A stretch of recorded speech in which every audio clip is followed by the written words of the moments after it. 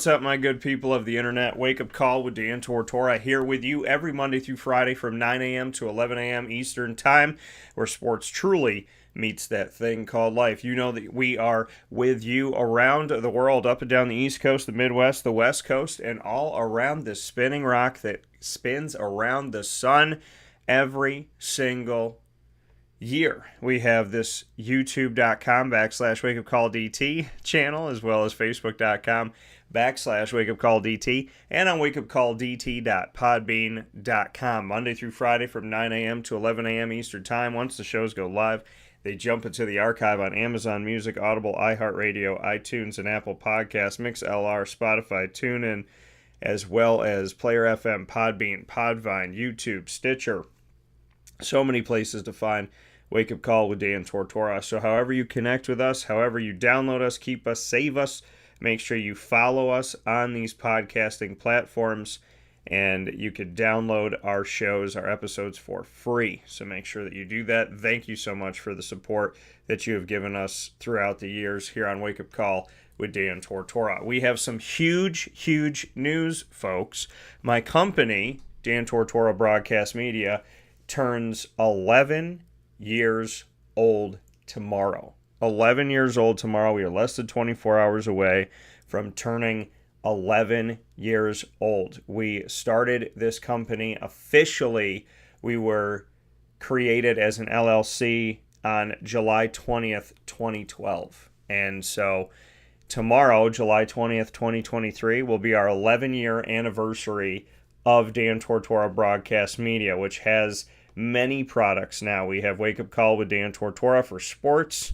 We have our entertainment show, Superpowered Pop, as well as our Disney show, Do Diz with Dan. And of course, we have our comic book trails show, where I travel the country going to comic book and collectible shops and meeting the owners and promoting them around the country and potentially one day the world.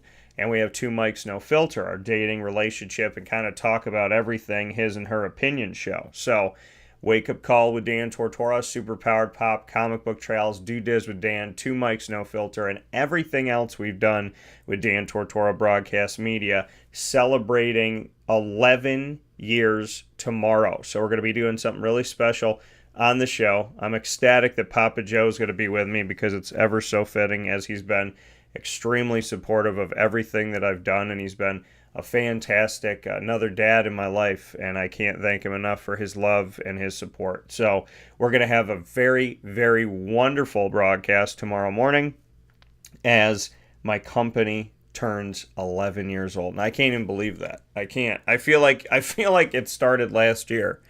I feel like I'm, and you learn different things all the time, and you grow and you blossom, putting this all together.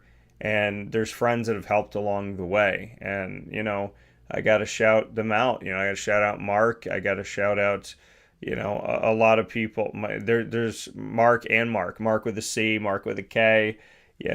I got to shout out my family, my parents, my grandparents.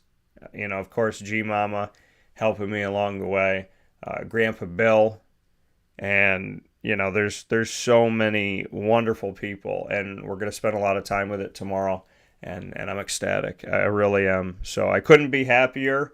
I couldn't be more appreciative. I can't believe it's 11 years. I really can't. And for all the best of reasons, time has flown by, and I feel very thankful and grateful and blessed. And I couldn't do this without God. I couldn't even get myself out of bed without God. So, I'm very reflective on the fact that God has been extremely good to me. Very wonderful, very warm as God is, and just a beautiful support in my life. I mean, this was God and I the whole time. People say, how did you create your company? And people that don't have a faith or don't believe in God, they're like really confused when I say God. God and I work together in the trenches every day. 3 o'clock in the morning, 2 o'clock in the afternoon, 8 o'clock in the morning, 5 o'clock, dinner time, 8 o'clock at night, 10:30 at night, 1:30 in the afternoon. We were always doing stuff. And we continue to do that. And I can't even with 11 years. So I feel very, very humbled and energized for what's to come. So a lot of great stuff coming up. 11-year anniversary for Dan Tortora Broadcast Media, which obviously owns Wake Up Call with Dan Tortora, and everything else that I do is under one umbrella. So we're going to celebrate that tomorrow, our 11-year anniversary. And today, we're going to jump into mindpausepopcorn.com's What's Poppin'. We're going to start the show off as we always do on Wednesdays with Dolphin Time. First and third Wednesday of each month is AD and DT with Athletics Director Bob Beretta and myself, Dan Tortora. Second and fourth Wednesday, the Dolphin Dive, diving into stories of student athletes, coaches, administration, future Dolphins, and alumni. And I have the opportunity to bring you Dolphin Time every Wednesday, and we underpromise, overdeliver, as we consistently throughout the year give you bonus content with the Dolphins, and we will continue to do that. We did that yesterday as we broke the news that Caleb Donnelly has become the interim head coach for LeMoyne Dolphins men's soccer, and that coming after he came back to the team in 2019 after being a student athlete for 2 seasons on the men's soccer team at LeMoyne, became a graduate assistant under Tom Bonus, then an assistant coach, grad assistant in 2019, and then in 2021 became an assistant coach officially, and now here in 2023 will take over the entire program as the interim head coach, leading them into Division I for LeMoyne men's soccer. Donnelly will be doing that, and to their first game, which is at the end of August, on the road at Penn State, playing the Nittany Lions in the first ever Division I game for LeMoyne men's soccer, which is really cool. So Bob and I have a lot of things to talk about, and we might be breaking some news, and we'll be coming to you in our special AD and DT from Tuscarora Golf Club, where we were this Monday for the 8th Annual DAA, which stands for Dolphin Athletic Association, the 8th Annual DAA Corporate Partners Golf Tournament.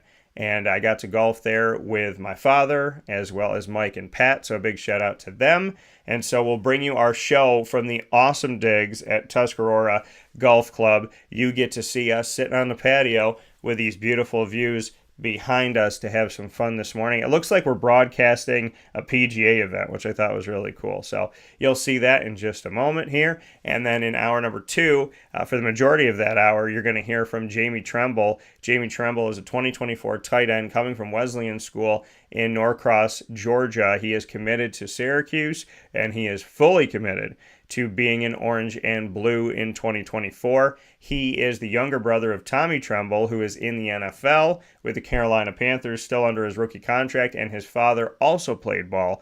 We have a ton of stuff to get to with Jamie, and I cannot wait to share that with you, including us both having a huge passion for Marvel and Spider-Man specifically. So a lot of great stuff coming up here on Wake Up Call with Dan Tortora to get you through your morning. If you're having a tough morning, we're going to make it better. If you're having a great morning, we're going to make it better. That's what we do here on Wake Up Call with Dan Tortora. It's onward and upward, positivity around, plenty of faith, plenty of love, and plenty of good conversation with great people. Coming up after this.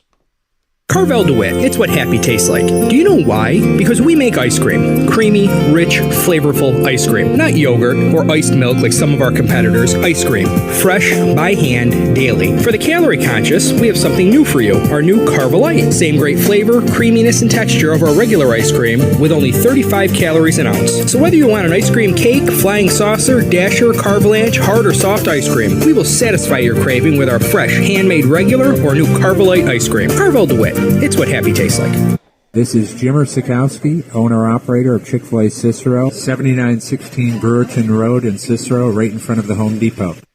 I had a deep feeling that God wanted me to do something bigger with my life and to help people, help others. I kept putting Chick-fil-A in my life, and I realized as I was going through the franchise selection process that positively impacting the lives of others was really core to what we do here at Chick-fil-A. First of all, it starts with the food. The food is brought in fresh daily. We bring in local produce.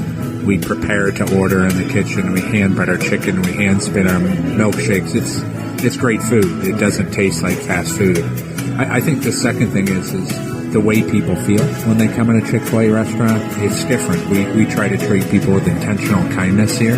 which is very different and deeper than good customer service. And so I think it feels remarkable for most people to come in a Chick-fil-A restaurant. And then lastly, the impact that we try to have in the community is very different. It's a big part of the expectation of every operator of a Chick-fil-A restaurant is that they're actively engaged in their community, they're a leader in the community, and they're making a difference. When they realize that what we're striving to do is to shine a little light in their life, that's a very, very different experience than you will have in any other quick service restaurant. And it's that remarkable experience that I think people will emotionally connect with. The Wildcat Sports Pub in Camillus, New York is located on 3680 Milton Avenue in the Home Depot Plaza. It is your family-friendly sports bar and restaurant. Folks, some sports bars aren't family-friendly. Some family-friendly restaurants are not sports bars. The Wildcat Sports Pub in Camillus, New York is proud to be both. It is that marriage that you've been looking for years. The Wildcat Sports Pub is your home base for your sports bar and restaurant needs, games for the kids, indoor and outdoor activities, and enough things on the menu to come back every single week and get to try something new. They're open Sundays from noon to 8 p.m., Monday through Wednesday, 11 a.m. to 11 p.m., and Thursday through Saturday from 11 a.m. to midnight. For reservations and party information, call 315-487-2222 for the Wildcat family-friendly sports pub and restaurant.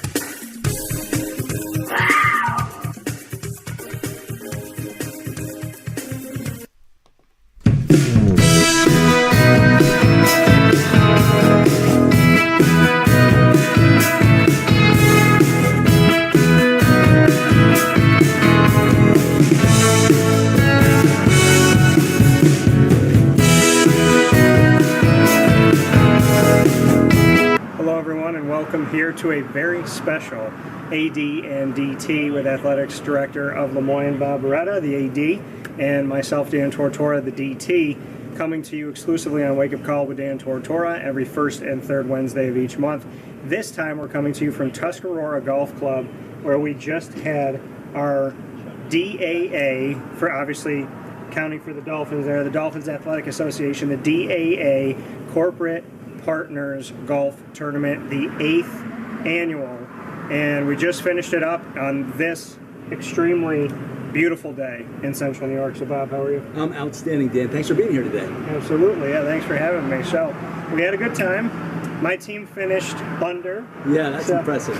So we had -1 on the day, and I want to give a big thanks to my dad, Ralph Tortora, as well as Mike Estooney and Pat Lynch for joining me.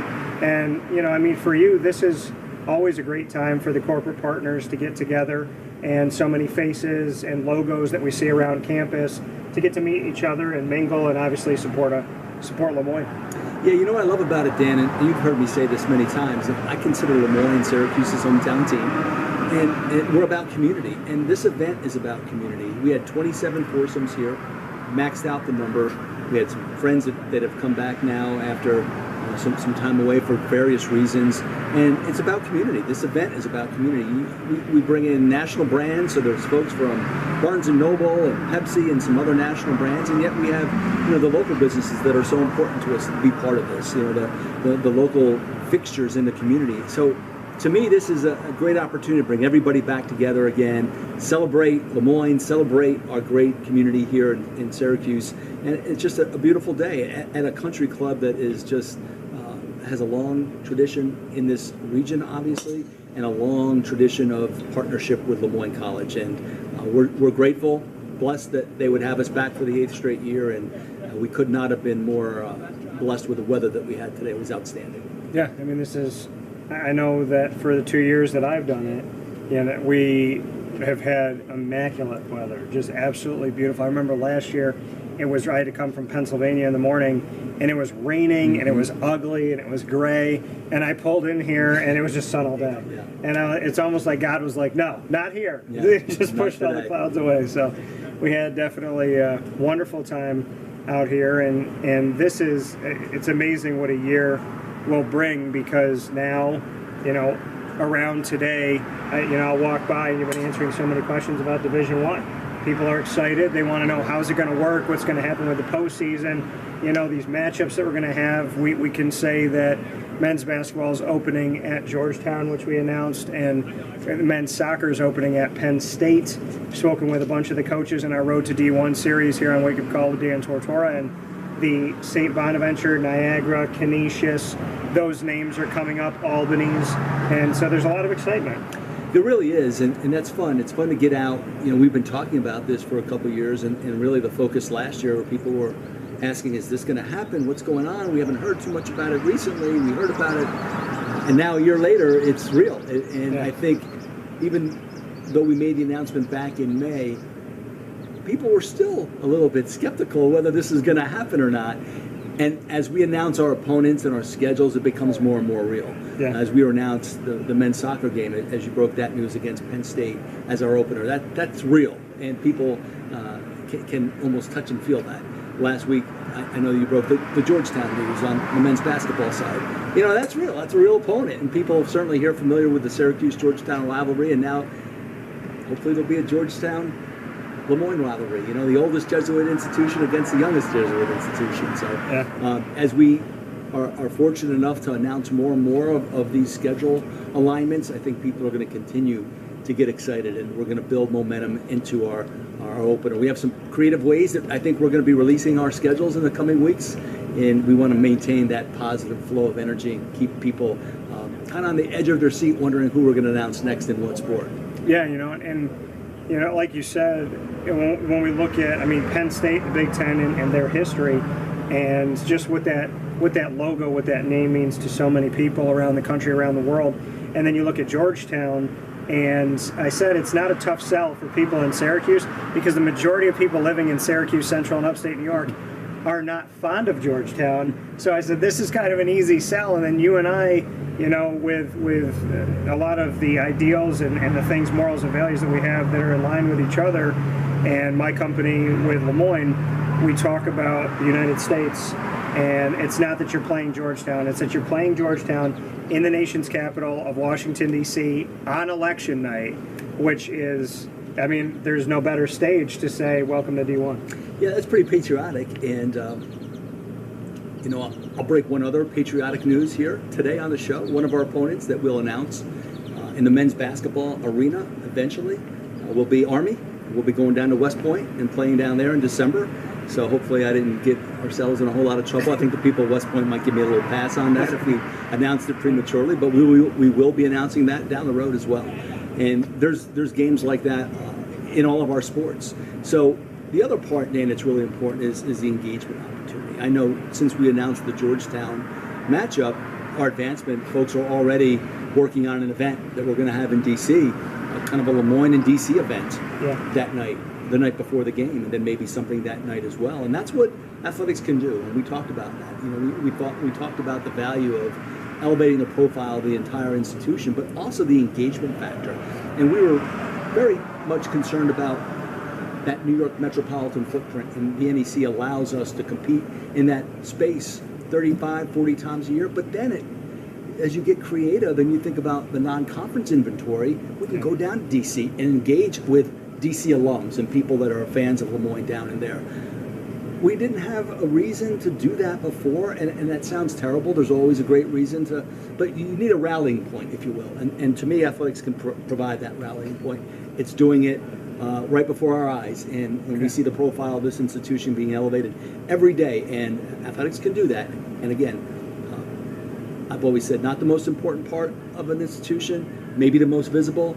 With great visibility comes great opportunity. With great opportunity comes great responsibility. And we're in full alignment with the institution, and because of that, this is going to be a situation where everyone benefits from this reclassification. Yeah, and to see everything that's coming to fruition now, like you said, this is a conversation. I spoke with, the chair of the Board of Trustees at Pete DeLaura, and he had said, listen, years ago, we felt like we missed the boat, and we had that opportunity. So it's been on the mind of the powers that be at LeMoyne for a long time, and then it comes up again now, and there was this great position that LeMoyne was in to make this happen. And now as we're releasing these schedule pieces and it's becoming real, I mean, I get excited when I hear about all these New York because I'm thinking throughway rivalry, and, you know, I-81 and all these different things that you could do in the state of New York. And then you have teams within the NEC that make sense. You're going to connect with Long Island, and obviously you have alumni there.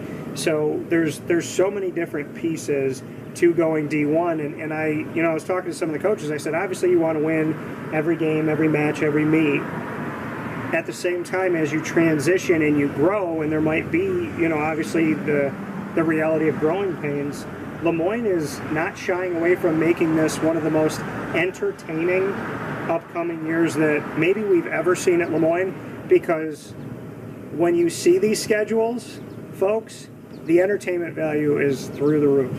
And yeah. I'm very excited. Yeah, and this year our schedules are probably going to be road heavy, and I give great credit to our coaches to be able to put together schedules in such a short period of time. But in so doing, we had to start a lot of series on the road this year. So we're out of whack. Generally, we like to be balanced and have half home, half away in your non-conference space. Unfortunately, because we're up against it, we just need games.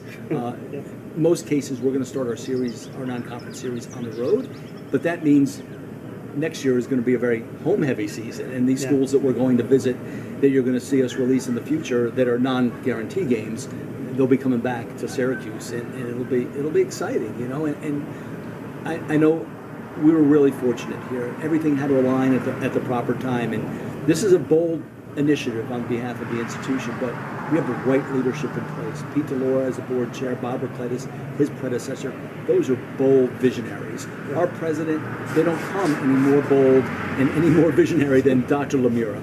And so you have these folks in place that feel like we can do this. Like we don't have to be the group in the corner that wishes maybe we had taken advantage and asked what if.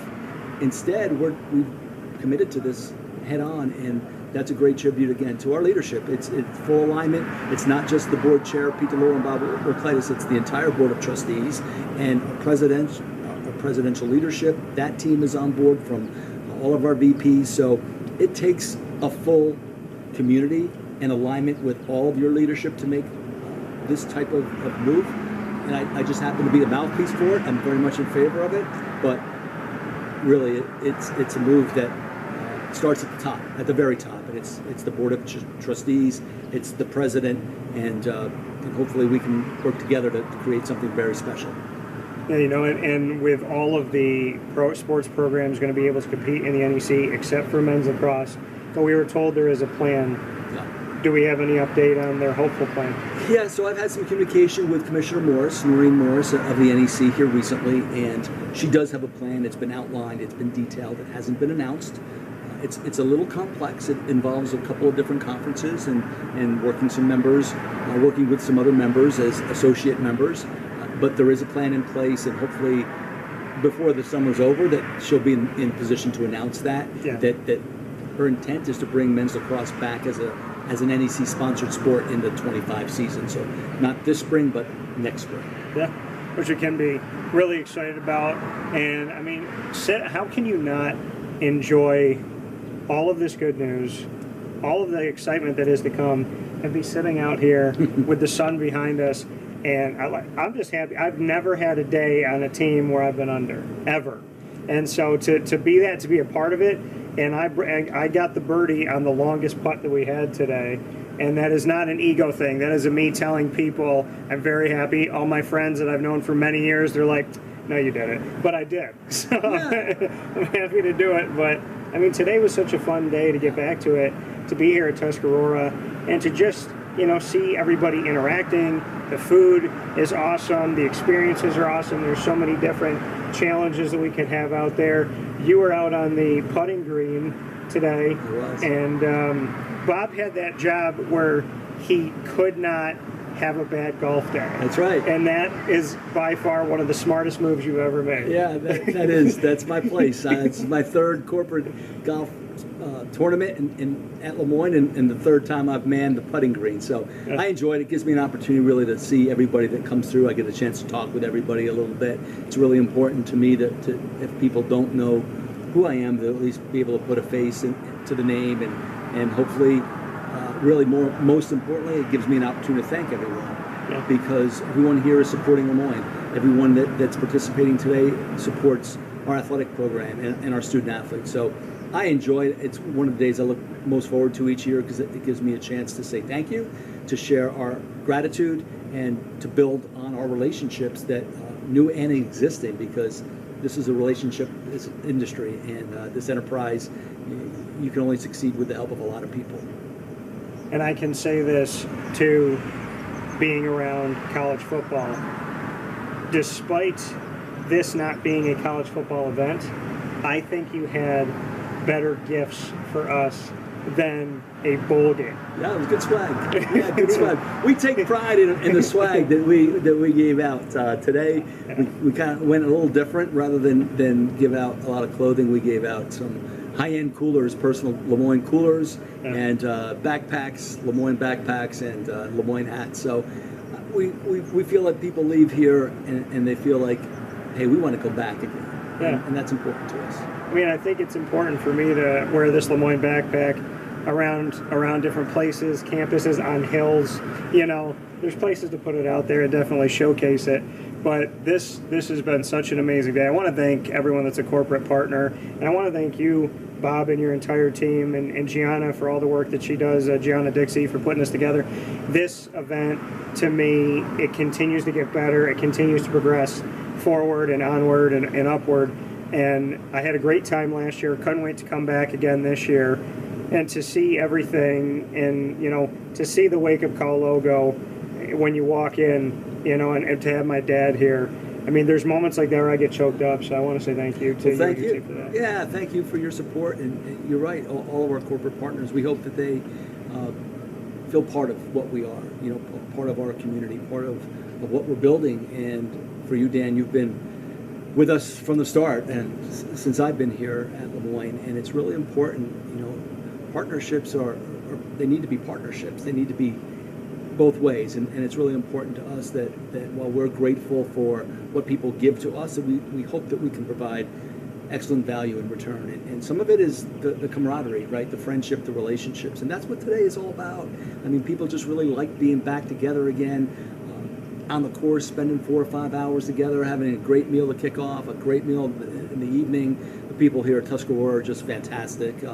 Jason, his staff, Peter, the lead of catering, and the LeMoyne grad, they just do a fantastic job. And, you know, it's hard to walk away from an event like this and not have a little bit of gratitude, and then just that little soft spot. And that's, you know, that's kind of what I always, when we put on an event, when I was at West Point, you know, that was, we want people to walk away and feel like they're part of something special, and that that their participation is valued, and it really is here for us. Yeah, no, LeMoyne doesn't do anything small, and it's so much fun. The weather's held up for the couple of years that I've done it. Like I said, it's a beautiful course. It's beautiful to walk. It's beautiful to ride in. It's beautiful to lose a bunch of balls and to have, you know, some really good moments, and it's the memories too, you know, to be able to do this. There was a time where my dad, from some back injuries, didn't know if he would ever be able to golf again, and when I was a kid, he'd wake me up on like a Saturday, Sunday morning at like 5, 6 o'clock in the morning.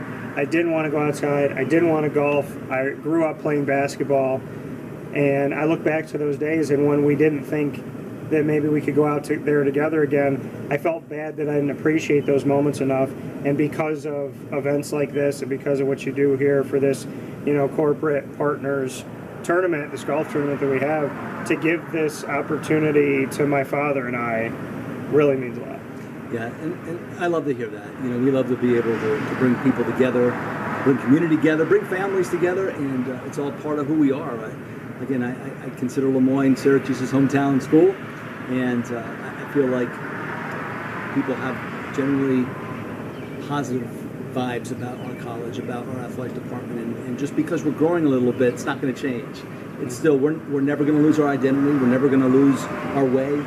our value set, our character. We know we're here to support the larger mission, but we can do that in a way that invites community together. And while we're growing, we're going to grow at a rate that is right for LeMoyne. We're going to do the things, we're going to be the best LeMoyne we can be, and that's really important to us. And we're going to do things the way that we've done them for many, many years, but hopefully maybe to on a little larger stage.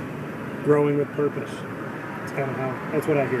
Yeah. So that coming from Bob Beretta, myself, Dan Tortora, AD and DT from the golf course. I mean, I don't know what they're doing at the PGA, and I don't know what LIV's been up to lately, but, I feel like I can get used to this. I think Bob and I, when tournaments come into town, or maybe, the PGA should give us a phone call, I could see us sitting up and turning and watching and commentating on a day like today. Yeah, there's probably a putting green contest that I could hang out on. And, I had a friend of mine who's in the industry, but when I was at West Point, would always come down and say to me, call me by name, really energetic guy, and say, Bob Beretta, who's got it better than you? And so today I say, Dan, who's got it better than us? Right, and that's very true.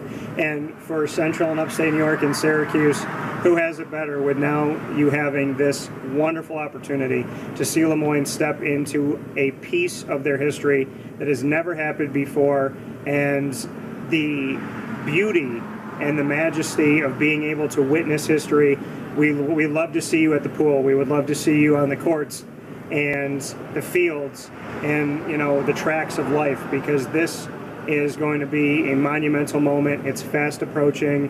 I'm very excited. Noreen Morris, I want to thank you. I've known you for a few years and before all of this happened, so I respected the NEC back then because of your leadership, and I'm grateful and really do I feel how small the world is with you and Linda and Noreen and me, not you assembling together, but then I knew you all separately. So it's really nice to see. You always want good people to work together, and that's what we have here. So we're going to enjoy the weather. We hope that you have a wonderful rest of your day, and we know that we had an amazing experience. Thanks, Bob. Thank you, Dan. Fins up. Fins up. All right. We'll talk with you soon.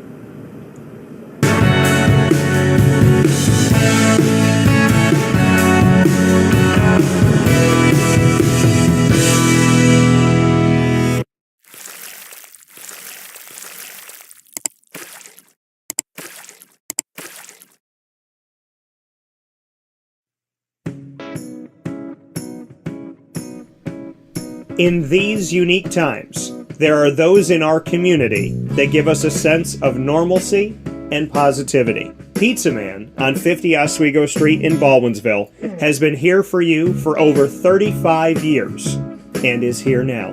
Call 315-638-1234 or order online at pizzamanbville.com to bring those familiar tastes into your home. And remember to come see our monthly on-site broadcasts centered around the community and our Baldwinsville beats.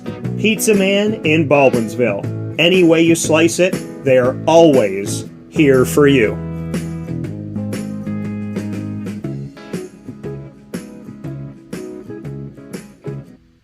I'm George Townsend of Honda City with some good advice when buying a new car. The true cost of owning a new car is determined by the appraised value when you trade it. No vehicle appraises higher than a Honda. Next, look for low APRs and deep discounts. You also want low maintenance costs and great fuel economy. That's why my advice to you is to buy a new Honda. Looking pre-owned, visit our Honda Certified Used Car Center. Honda City, 7140 Henry Clay Boulevard, Liverpool, or HondaCity-CNY.com. It would be a pity if you don't shop at Honda City. Our corporate purpose at Chick-fil-A is to glorify God by being faithful stewards of all that's entrusted to us and to positively influence all those who come in contact with Chick-fil-A. And what became increasingly clear from our success in Cicero is that people love Chick-fil-A. And also I think we recognized that we had a great opportunity to grow the brand and grow our platform. I felt incredibly grateful when I was selected to be a Chick-fil-A operator. I think what it's meant for me, what I've come to realize on a very deep level is that this is a calling for me. It's not a career. It's not a job. The Lord called me to be a Chick-fil-A operator and to use these restaurants to glorify Him and to positively influence other people. I'm blessed. I'm very blessed. head to Chick-fil-A Clay on 3974 State Route 31 in Liverpool, New York. Welcome back here to Wake Up Call with Dan Tortora, where sports truly meets that thing called life. Want to thank Bob Beretta again for joining me, as always, in our monthly series, AD and DT, and in general for all the conversations that we've gotten to share with you and all the things we've gotten to do over the years. Bob is, there's a level that Bob Beretta is at, and working with any college or university, because I've been spoiled with that level. If you're not on that level, I'm not working with you. And I just definitely, I appreciate him. Dr. Linda Lemura, the president of LeMoyne, the entire board of trustees, including the chair, Pete DeLaura, who you're going to see on the show very soon, which I'm very excited to sit down with Pete. We've had a lot of conversations throughout this past year, and we're going to have an opportunity to have a conversation on camera that you'll be able to see and really get to know him and the board and all of that. So there's so many great things coming up, and I feel very appreciative and thankful and just honored that LeMoyne gave me the opportunity to be their exclusive multimedia marketing partner. As I said to Bob, it was an idea. It was an idea that I had, and I had it for like a year or two. I kind of kicked around a thing in my head of like, oh, this could be fun, college and university template. And then I met Bob, and I shook his hand, and I looked him in the eye, and something inside of me was like, ask him for a meeting and be ready. Make sure you have an actual plan in place. And, we met a couple times. We went over everything. And as of next month, we're going into year 3. Which is crazy. Again, time flying. Talking about my company's going to turn 11 tomorrow. Well, we're going into year 3 in a month with LeMoyne, and we actually signed everything on my grandfather's birthday, which is all too poetic with the way that God works in my life. My Papa Cavino, his birthday, August 26th. And so we get to celebrate on his birthday going into year 3, which is really, really cool. So a lot of great stuff coming up, and you just heard Bob share here on the show exclusively more breaking news. We got to share with you LeMoyne's men's soccer team going up against Penn State as their first game of the season, and we got to break the news that LeMoyne men's basketball is going to be facing Georgetown in their first game of the season on election night in the nation's capital of Washington, D.C. on November 7th. And we just shared with you, thanks to Bob, more breaking news, and that being that Army West Point, where he spent 34 years in the athletic department, that LeMoyne will be playing Army West Point on the road in December for men's basketball. So more breaking news coming out here on Wake Up Call with Dan Tortora, following the breaking news of Calum Donnelly. Calum Donnelly going to take over the head coaching job at LeMoyne for the men's soccer team. So a lot of awesome stuff coming out of here on Wake Up Call with Dan Tortora. I want to thank all the other media outlets who continue to use my information as their own and pretend that it's breaking. I'm happy to do your job for you, and I want you to truly know that I appreciate that. You can put my name on it at any point in your life, or you can continue to put a stamp on it and pretend that it's yours, but just remember who did the work. And so happy to be here on Wake Up Call with Dan Tortora this morning. There's a lot of things to get into, a lot of things to talk about, and a lot of awesome things here. Greg, what did Greg have to say here? He said, with the Dolphins officially playing as a D1 program this coming fall, what program do you think will win an NE10 championship first? Lax program is super strong now, but not sure they will be eligible. Yeah, so Greg, they're going to be playing independent, and so there obviously won't be an automatic qualifier, but that doesn't matter because there's no NCAA competition for LeMoyne as of now as the rule stands for 4 years. They're hoping that the NCAA rule will change, but because LeMoyne men's lacrosse is going to be playing as an independent, they will not be in the NEC postseason, and none of the teams will be in the NCAA postseason because the NCAA postseason is, on hiatus when teams reclassify, unfortunately. And they're trying to get that rule changed, but the rule hasn't changed as of yet. Hopefully at some point in the near future, nearer is better, but in the near future over these next 4 years, hopefully they can change that rule. But yeah, I mean, men's lacrosse, we'll see where they end up, and we'll go from here. And I know that when you wrote NE10, you meant NEC on that Northeast Conference to win a championship. So we shall see these teams. It's going to be interesting because it takes time to put yourself in a position where, I mean, you're going to D1, you're going to a new conference, right? You've been used to playing. It's not even going to Division One. You've been used to playing certain teams every single season, right? You've been used to playing the Southern New Hampshires and playing St. Anselm and playing Adelphi and so on and so forth. So because they've been used to that, this is going to be a transitionary period.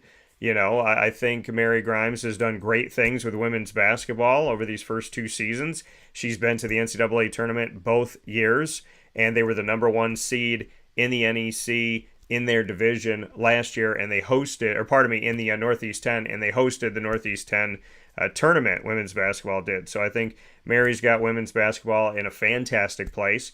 And then, I think as far as men's basketball, they've done a lot of recruiting, and they're trying to build and put themselves in a good position. Last year, they were really close. Their record of 15-15 doesn't show where this team, I believe, could have been with what they did have. So it'll be interesting to see, with men's basketball as well. I think, men's soccer and women's soccer, it's ripe for the taking. They're competitive teams.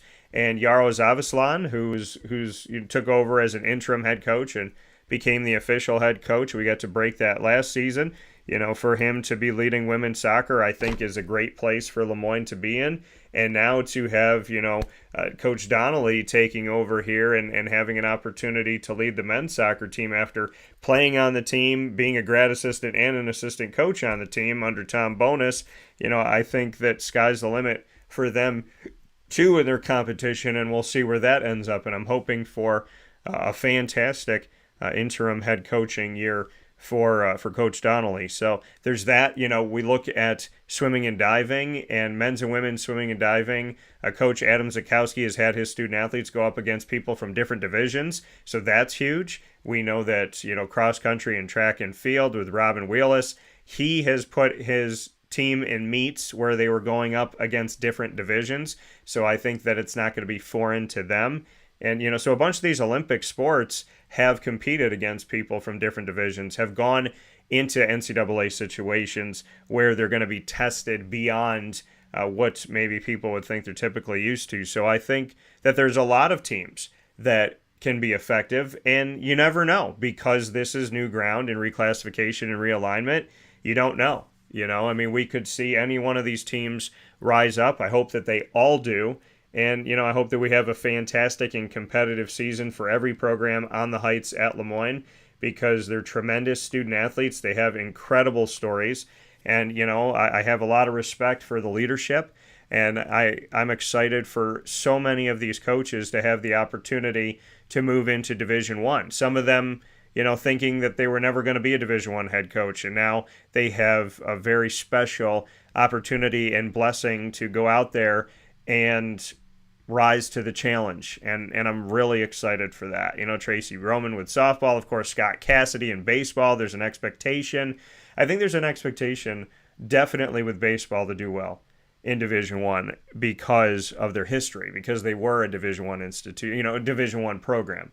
And then you look at women's lacrosse and everything that Liz Bevel's done and how wonderful that team has been. And they, used to be a Division I program. They just celebrated 30 years. They got a victory on that 30-year anniversary. And, Liz being a part of that was really, really special. So because Liz is 30 years old, and so her entire lifetime has been the lifespan of LeMoyne women's lacrosse, and now they get to go back to Division I. So, I think any one of these teams can have a wonderful season, and I'm excited to see them do so. It's been my pleasure, my honor, and my privilege to cover these teams, to speak with these coaches and administration and student athletes, and I thank them for their time, and I appreciate every program, every coach, every student athlete, and, giving representation to everybody out there. I am very honored. And Susan Kim, I want to bring her up for women's volleyball. We get to break the story of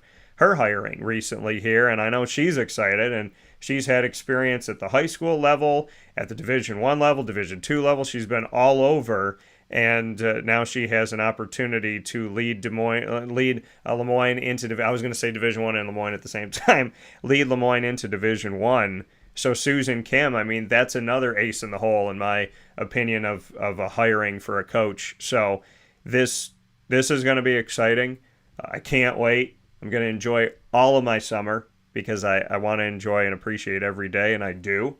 And then when we step into the fall, it's let's go, baby. There's a lot of great stuff happening on the Heights. I hope we're going to get a lot of new LeMoyne fans. I hope people dust off their hats and T-shirts and get their butts out to some of these games. And, we're going to have fun. There's been so the people that don't know LeMoyne and try to report on it, having never been on campus or rarely on campus, to me, they don't know the support.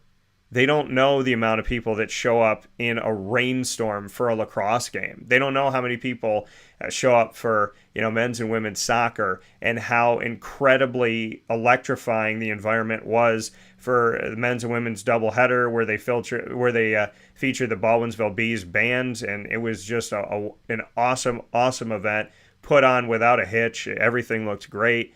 There's been many wonderful moments on the Heights at LeMoyne in the time that I've covered them, and before that when I've gone out and covered them, and before the exclusive multimedia marketing partnership where I went out to some games.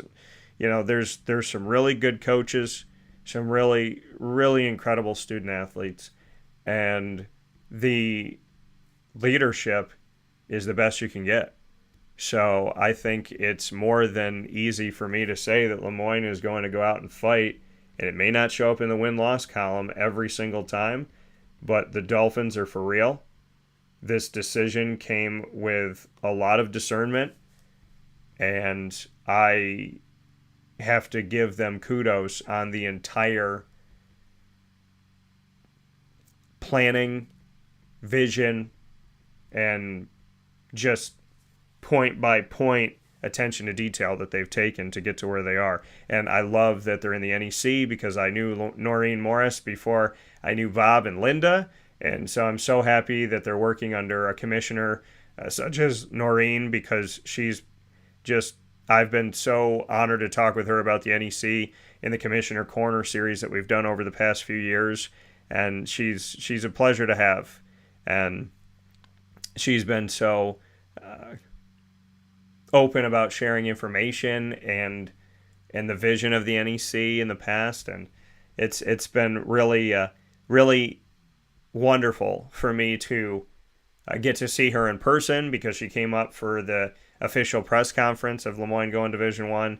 And, I'm really excited for the experience and everything that is to come. And she's definitely made a good first impression on the coaches and student athletes by getting rid of the 2-year hiatus of NEC conference tournament play and allowing LeMoyne and Stonehill, who joined last year, to be immediately eligible for the Northeast Conference postseason and to not have their postseason taken away from them. So there's a lot of great stuff coming up on the Heights, like I said, and being at Tuscarora and being here for the golf tournament this year. I mean, I can't say enough about LeMoyne. I really can't. And there's so many things that, I get to do, that I'm blessed to do and honored to do. And I'm grateful for that every single day. So with that being said, before we jump into a fast break and get ready for Jamie Tremble's conversation to air here on Wake Up Call with Dan Tortora, I want to let everybody know once again, if you didn't hear it, we shared it on our social media during the broadcast this morning, but airing today on the show, LeMoyne College Athletics Director Bob Beretta shared that the LeMoyne Dolphins men's basketball program will face the Army West Point Black Knights in their first season in NCAA Division I, happening in December. That game is going to be on the road at Army, and I'll be putting out a press release after the broadcast, but I wanted to get the post out to our Facebook, Twitter, and Instagram. Facebook at Wake Up Call DT, Twitter at Call DT, and Instagram at Wake Up Call _DT, so that you could see that LeMoyne will be going up against Army West Point, and so that the rest of the media could, of course, probably steal the information as they always do. So with that being said, here on Wake Up Call with Dan Tortora, where sports truly meets that thing called life. Appreciate you being here, and excited to have you here. Looking at this Shohei Ohtani, I'm going to talk to PJ about it on tomorrow's broadcast, I'm sure. But the Shohei Ohtani sweepstakes is here. And it's funny because he's currently obviously an Angel, but I said the teams that I think could pay for him that'll be in the mix are the Yankees, the Mets, the Dodgers, and the Rangers. And this morning on ESPN.com, the first story on the homepage has him in Yankees, Dodgers, and Rangers gear. I also said last night, speaking with Brendan Murphy of DT and Murphy, he's like, if he gets traded, he's just gonna be on loan for a few months to a team. And I was like, oh, the Rays would make sense, and the Rays are in this picture as well. So the Shohei Ohtani series, apparently something that I'm thinking here is working. ESPN and I are agreeing on these hypothetical things that could happen. So that could be, and we shall see. So the August 1st trade deadline is approaching here. It's not too far away, a couple weeks away. And so I think I've been a proponent that they make a decision to move Shohei Ohtani, because the Angels don't have to care if he goes on loan to another team. That doesn't matter to them. The Angels need to get something for this potentially once in a forever player, right? Shohei Ohtani is an enigma. Shohei Ohtani is in a league of his own. He is different from everybody else. And to me, I feel like if you're going to lose him, if he really does not want to re-sign with, and I would have that really honest conversation with him and say, okay, listen, you're an Angel. Do you want to be an Angel? Because we're not going to get into these, discussions with you about, re-signing you and extending your contract if you're not going to stay. So, I would have that really honest conversation, and I would hope that Shohei Ohtani would be very honest with them. And if he says, hey, I want to go into the free agent market, I want to see what I can get, I want to go somewhere else, then that's fine. If he says, hey, I'm really like 80-20 staying an Angel, 90-10, I just want to work out a deal with you, then that's another thing. But if he wants to hit free agency and I'm the Angels, I wouldn't care where I send him on loan, because that's not my problem. Right? I'm looking to get value for Shohei Ohtani. And that would mean that the Angels need to trade him before August 1st, or whatever, on the August 1st, whatever time it is on that deadline. But they need to make sure that they get something for him if he's not going to stay. If he's not going to stay, then they got to figure something out.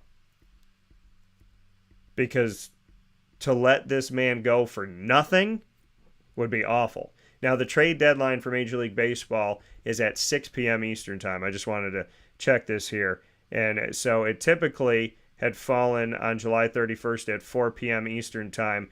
But the new collective bargaining agreement with Major League Baseball, it's now on August 1st at 6 p.m. Eastern Time. So I would think you got to move him. You got to move Shohei Ohtani, get something for him. If he goes to the Rays, then it will more than, I would think that could be on loan. The Yankees here, we'll see. I think the Yankees being a part of this, but I'm looking at this list, and I also said the Orioles, that they could take him for a little while, take him for this season, try and make the playoffs with him. So I'm looking at the list that's here, and I also said my Diamondbacks. I don't want to give up a bunch of these players at all. I don't want to give up Jordan Lawler, but it's really cool to look at this list that ESPN put together, because all of the teams that I have mentioned on the air, and last night when Brendan and I were talking, I mentioned the Dodgers, I mentioned the Rangers, I mentioned the Diamondbacks potentially on loan, I mentioned the Orioles potentially on loan, I mentioned the Mets, I mentioned the Yankees, and I mentioned the Rays potentially on loan. So I think that any one of those could make sense, and I'm happy that ESPN and I see eye to eye loved my time working at ESPN in Scranton, Pennsylvania, Syracuse, New York, as well as Orlando, Florida.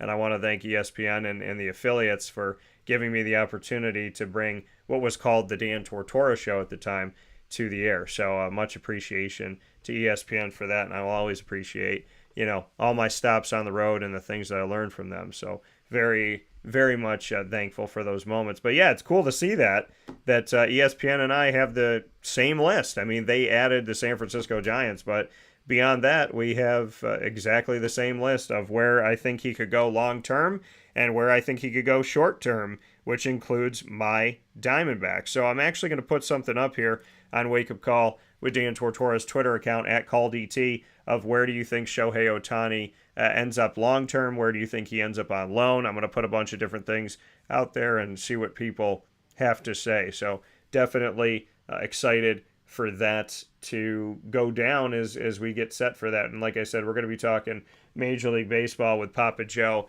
for sure tomorrow morning, by the grace of God. So I'm looking forward to doing that and seeing that. And now there is some news about the Diamondbacks as well. I want to get into this.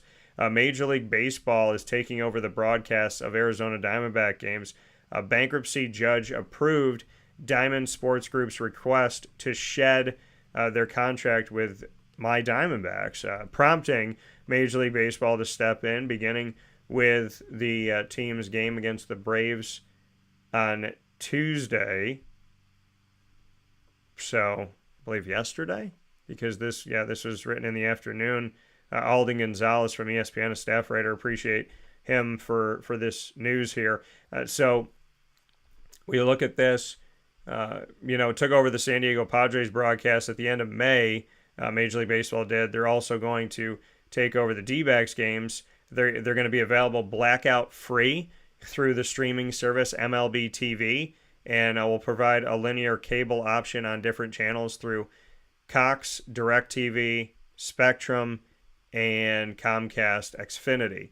So, other providers such as Mediacom, Orbital, TDS, and Optimum, Suddenlink will carry D-backs games, and they will also be streamed on Fubo TV. So, a spokesperson for Diamond Sports said its contract with the D-backs, a 20-year, $1.5 billion deal that began in 2015, quote, had financial terms that were not aligned with its long-term plans, end quote. Had financial terms that were not aligned with its long-term plans. So, by lifting blackouts, Major League Baseball stated the D-backs reach can increase from 930,000 homes to 5.6 million homes in the team's home television territory. Local fans can pay $19.99 a month or $54.99 for the rest of the season to stream D-backs games. The next 6 games through Sunday will be free through the team's official website and the Major League Baseball app. So if you want to watch the next 6 Diamondback games through this Sunday, you can see them for free through the Diamondbacks official website as well as Major League Baseball's app. They'll use the same broadcasters, Steve Berthume and Bob Brenly, and are expected to have most of the behind-the-scenes workers for the broadcast here. D-backs CEO Derek Hall said this, quote, this decision provides us with an opportunity to partner with Major League Baseball to produce high-quality broadcasts of D-backs games on current platforms, expand access to include streaming options, and remove blackouts that have been a fan frustration point for years. We have enjoyed our partnership with Bally Sports Arizona and thank them for the long-term partnership, but we look forward to providing unprecedented access to our exciting team moving forward, including a greatly expanded reach of new households, end quote. So now the first game that Major League Baseball did just so happened to be a fantastic game last night, and that was the Diamondbacks' victory over the Atlanta Braves, 16-13, a huge game.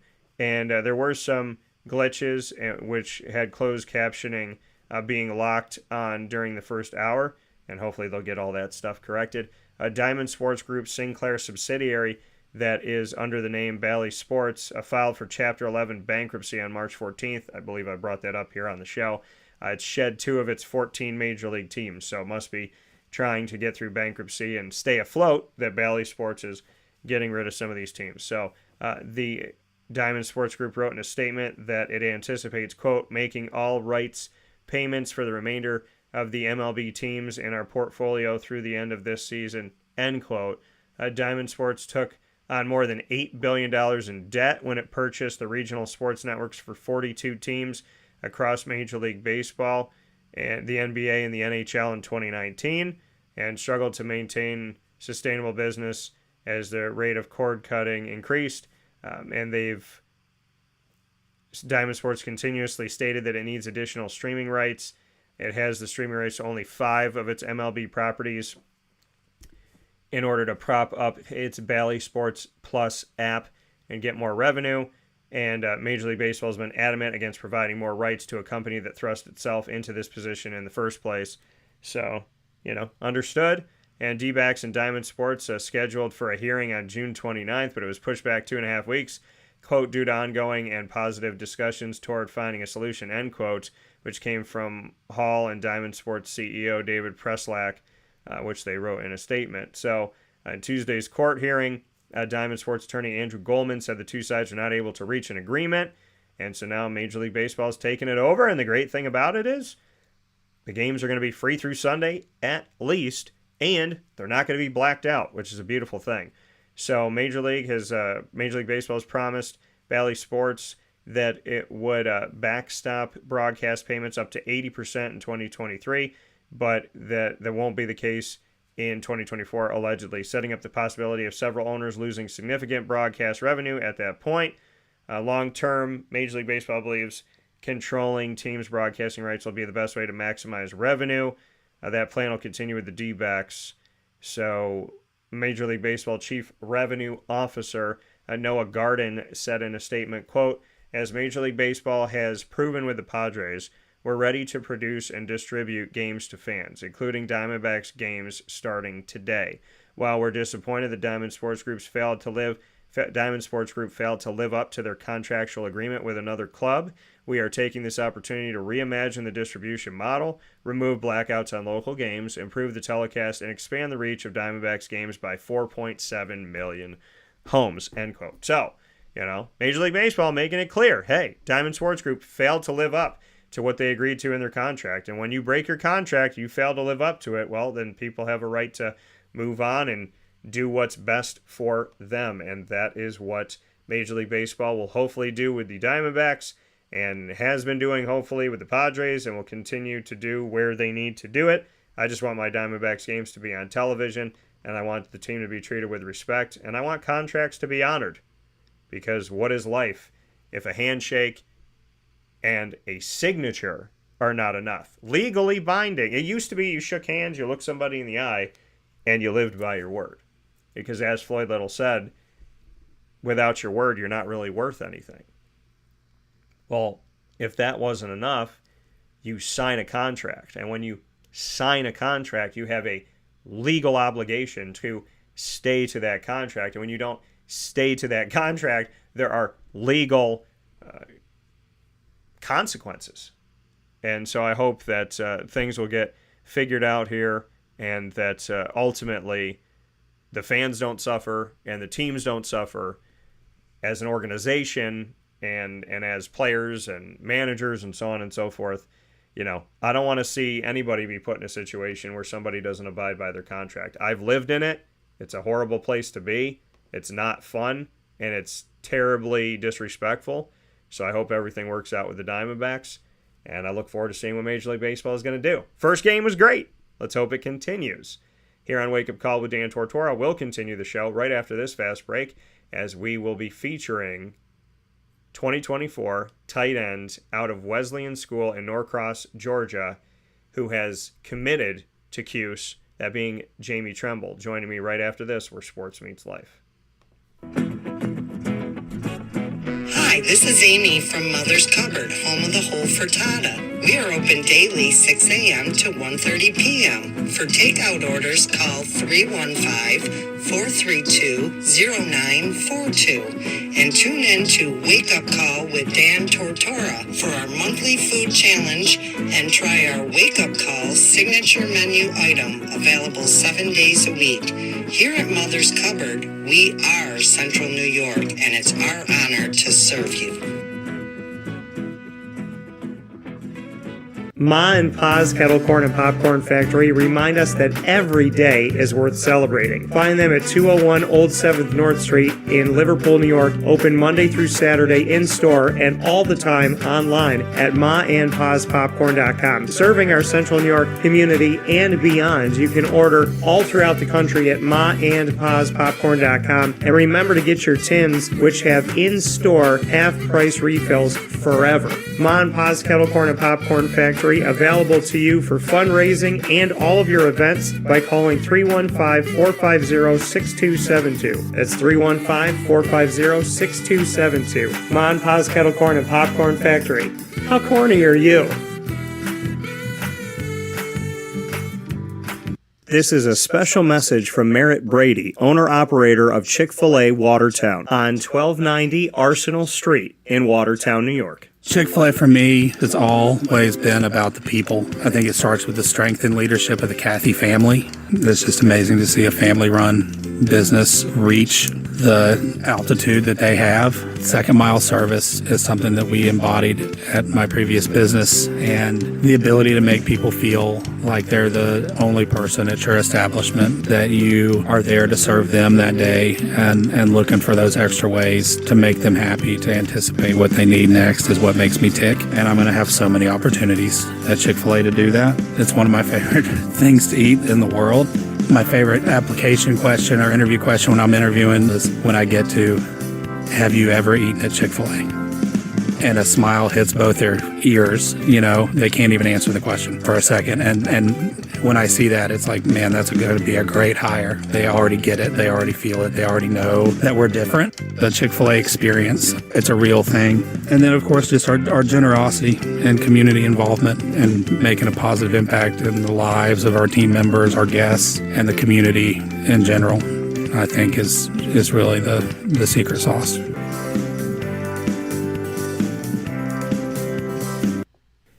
Welcome here to Wake Up Call with Dan Tortora. Coming off of this fast break here where sports meets life. We're happy to be with you up and down the East Coast, the Midwest, the West Coast, and all around the globe on youtube.com/wakeupcalldt, facebook.com/wakeupcalldt, and on wakeupcalldt.podbean.com. Once the shows go live, they jump into the archive, and you'll be able to listen back on Amazon Music, Audible, iTunes, and Apple Podcasts, iHeartRadio, TuneIn, Spotify, Podbean, and so on and so forth. A lot of great places, Podchaser, Boom Play. All you have to do is search Wake Up Call with Dan Tortora, or one word, Wake Up Call DT. You can also ask Alexa or your Google Home device to play the latest episode of Wake Up Call with Dan Tortora, and they'll do that for you as well.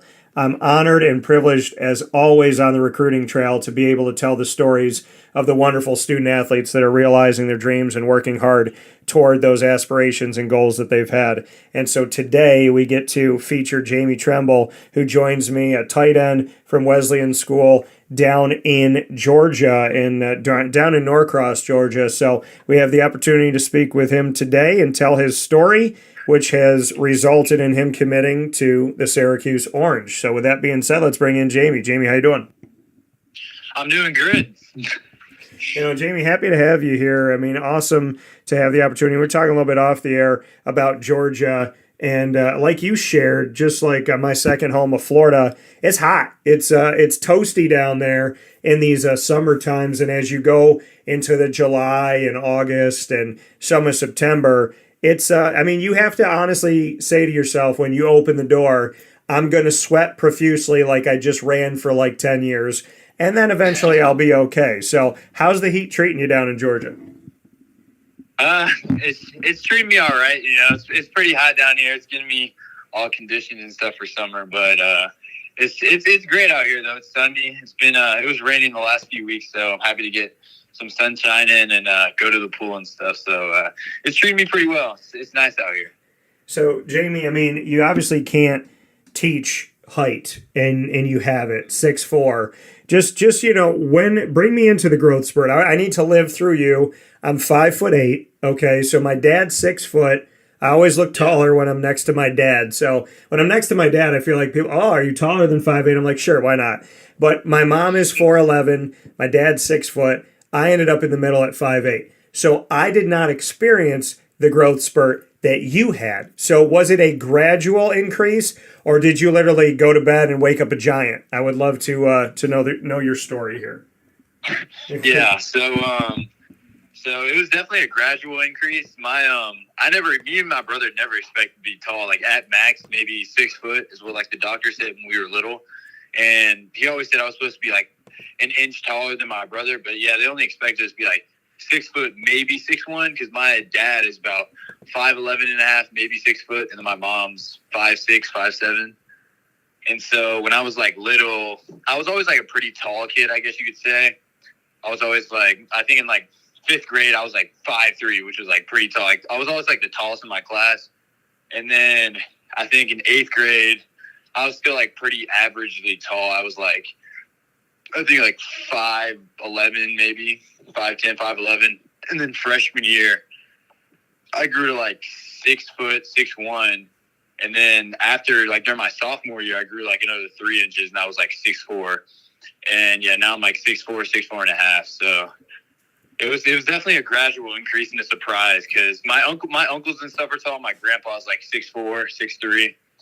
And so I guess it was definitely the genes on my mom's side that contributed to my height. But yeah, it was definitely a surprise for me and my brother. Yeah, so I mean, you have that height, and then you're playing the tight end position. It's a position that I feel like people don't respect as much as other positions, right? We hear about running back, we hear about quarterback, we hear about wide receiver, but when it comes to tight end, the really good tight ends are called wide receivers. You know, oh yeah, he's a tight end, but it's pretty much a wide receiver. So it's like there's still not respect for, like, if you block really well as a tight end, then people seem to just kind of pass over your name. If you're really good at catching the ball as a tight end, they call you like a hybrid wide receiver. So I would love to get your thoughts on respecting the position of tight end, which I think doesn't get what it deserves. Mm-hmm. Yeah, so I definitely agree with that. And my brother and stuff, because what influenced like us to be like, me and my brother to be a tight end basically is like you said, like kind of like the underrated position, like the underdog, not really the known position, just like kind of seen as like some people just see him as like an extra position, like an extra blocker, not really as important. But yeah, definitely what I'm seeing like transitioning in the NFL and stuff now, especially with like George Kittle and Travis Kelce, is more of like split out guys who play split out and who catch the ball, like are basically, like you said, like an extra receiver. So yeah, I can definitely see like now like a transition in the game, more athletic tight ends who just aren't seen as like a blocking tight end or an extra lineman. And yeah, so that's probably my thoughts now, just like trying to change the game. Like the game's always changing, but like the position is always changing too. And now I just see it molding into like more a split out tight end who's more athletic. So yeah, those are probably my thoughts now. And you talk about, you know, the different tight ends that are out there. You named some names before. Do you have somebody that you've looked up to at the tight end position? I'd say probably my favorite tight end probably right now is probably Travis Kelce, I'd say. I always root for my brother, but probably Travis Kelce. He just has a little swagger, so that's why I like Travis Kelce. But besides Travis Kelce, who I always looked up growing looked up to growing up was probably Jimmy Graham. I always watched him when he was on the Saints and stuff, and the Seahawks, because that was my favorite team. But yeah, probably Jimmy Graham was probably my idol growing up as like tight end. You know, and Jamie, you mentioned your brother a bunch of times here.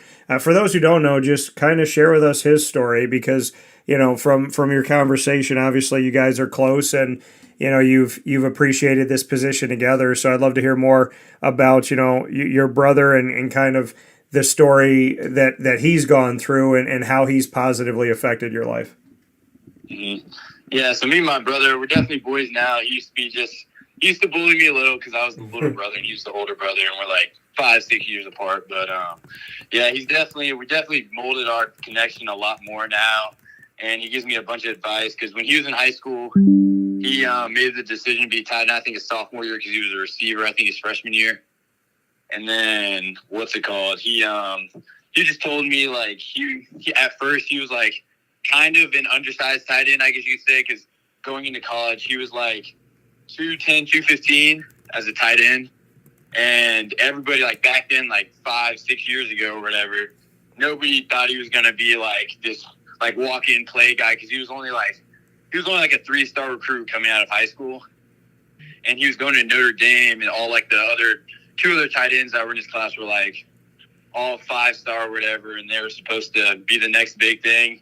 And he's told me, like, everybody gets, caught up in the hype or whatever with all, like, the star stuff and stuff like that and, like, the rankings.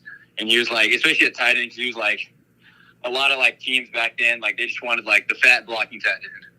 Yeah. Who couldn't really run, couldn't really do anything besides block. And he was, like, I think he was the fastest tight end, like, that year, because at the Nike Combine, I want to say he ran, like, a 4.5 or a 4.6. And he, that's how he got all his attention, really, like, how he started getting his offers. And he was like, yeah, man, like, these tight ends, he was like, at first, like, he said he taught himself, like, how to block and everything. Like, he said, like, he kind of molded himself, like, into that, like, tight end, like, blocking thing. Because at first, he was a receiver, like, he was a receiver freshman year. And he came out of the draft as a blocking tight end, like, the best rated blocking tight end. And he was only, like, 215 going to college, and then he left at, like, 245, 250.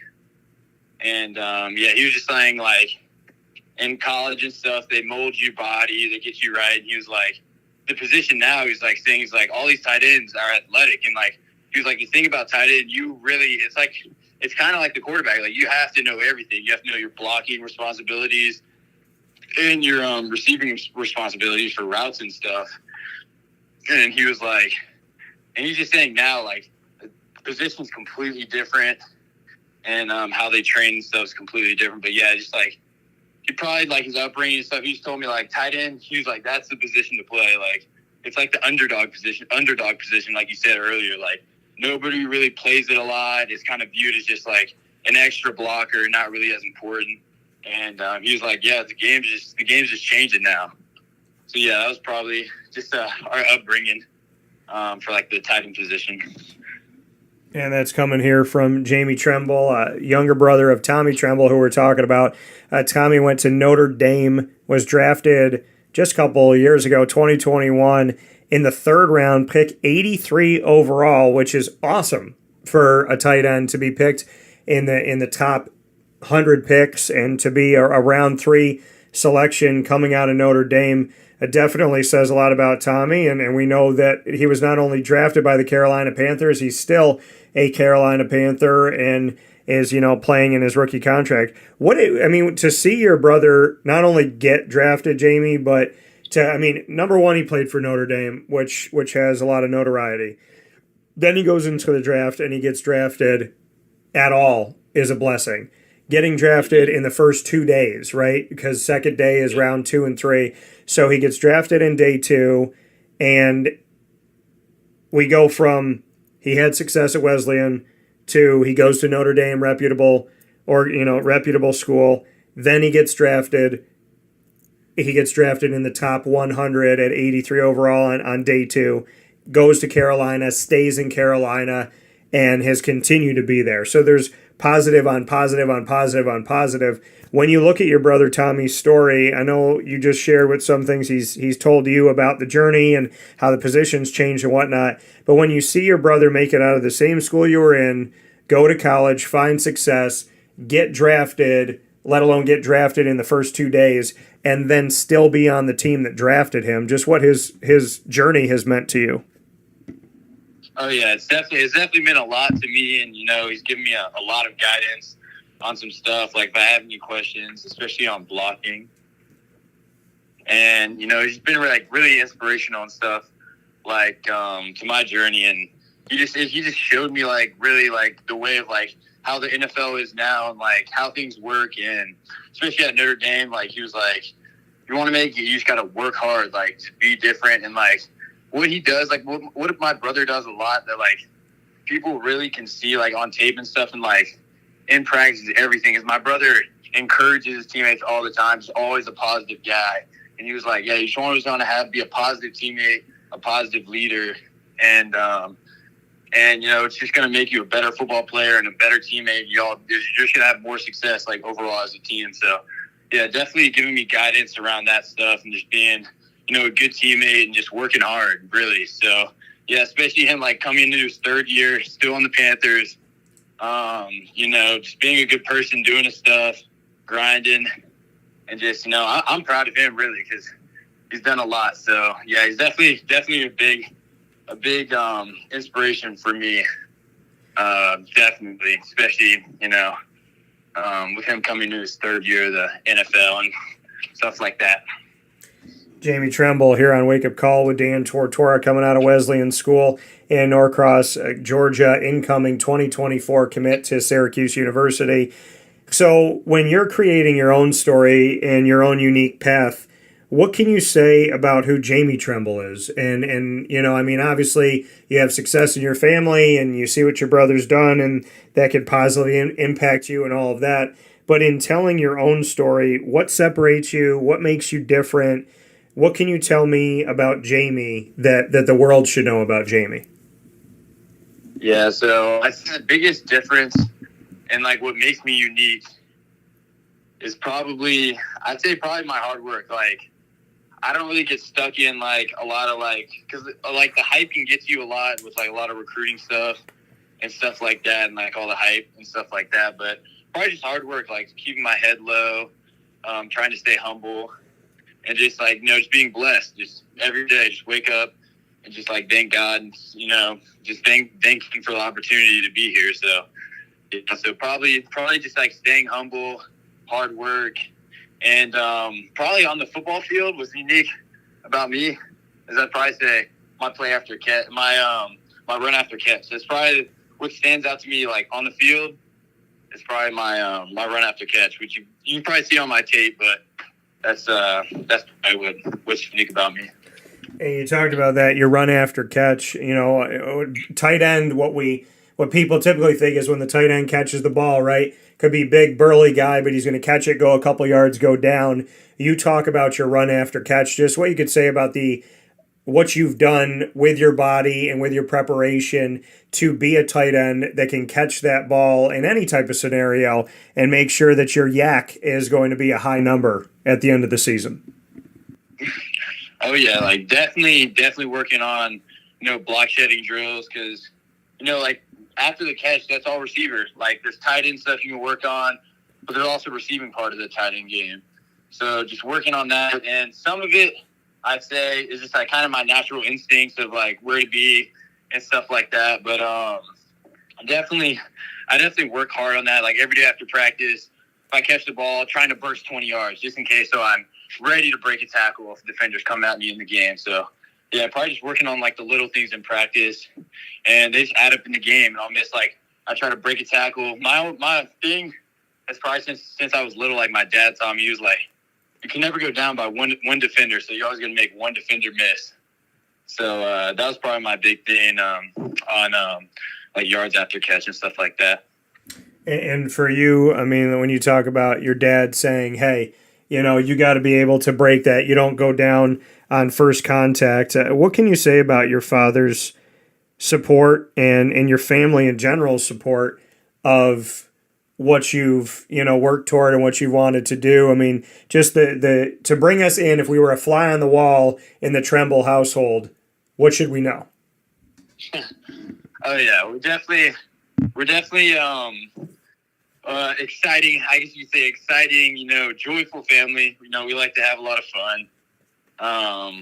But yeah, my dad definitely influenced me a lot.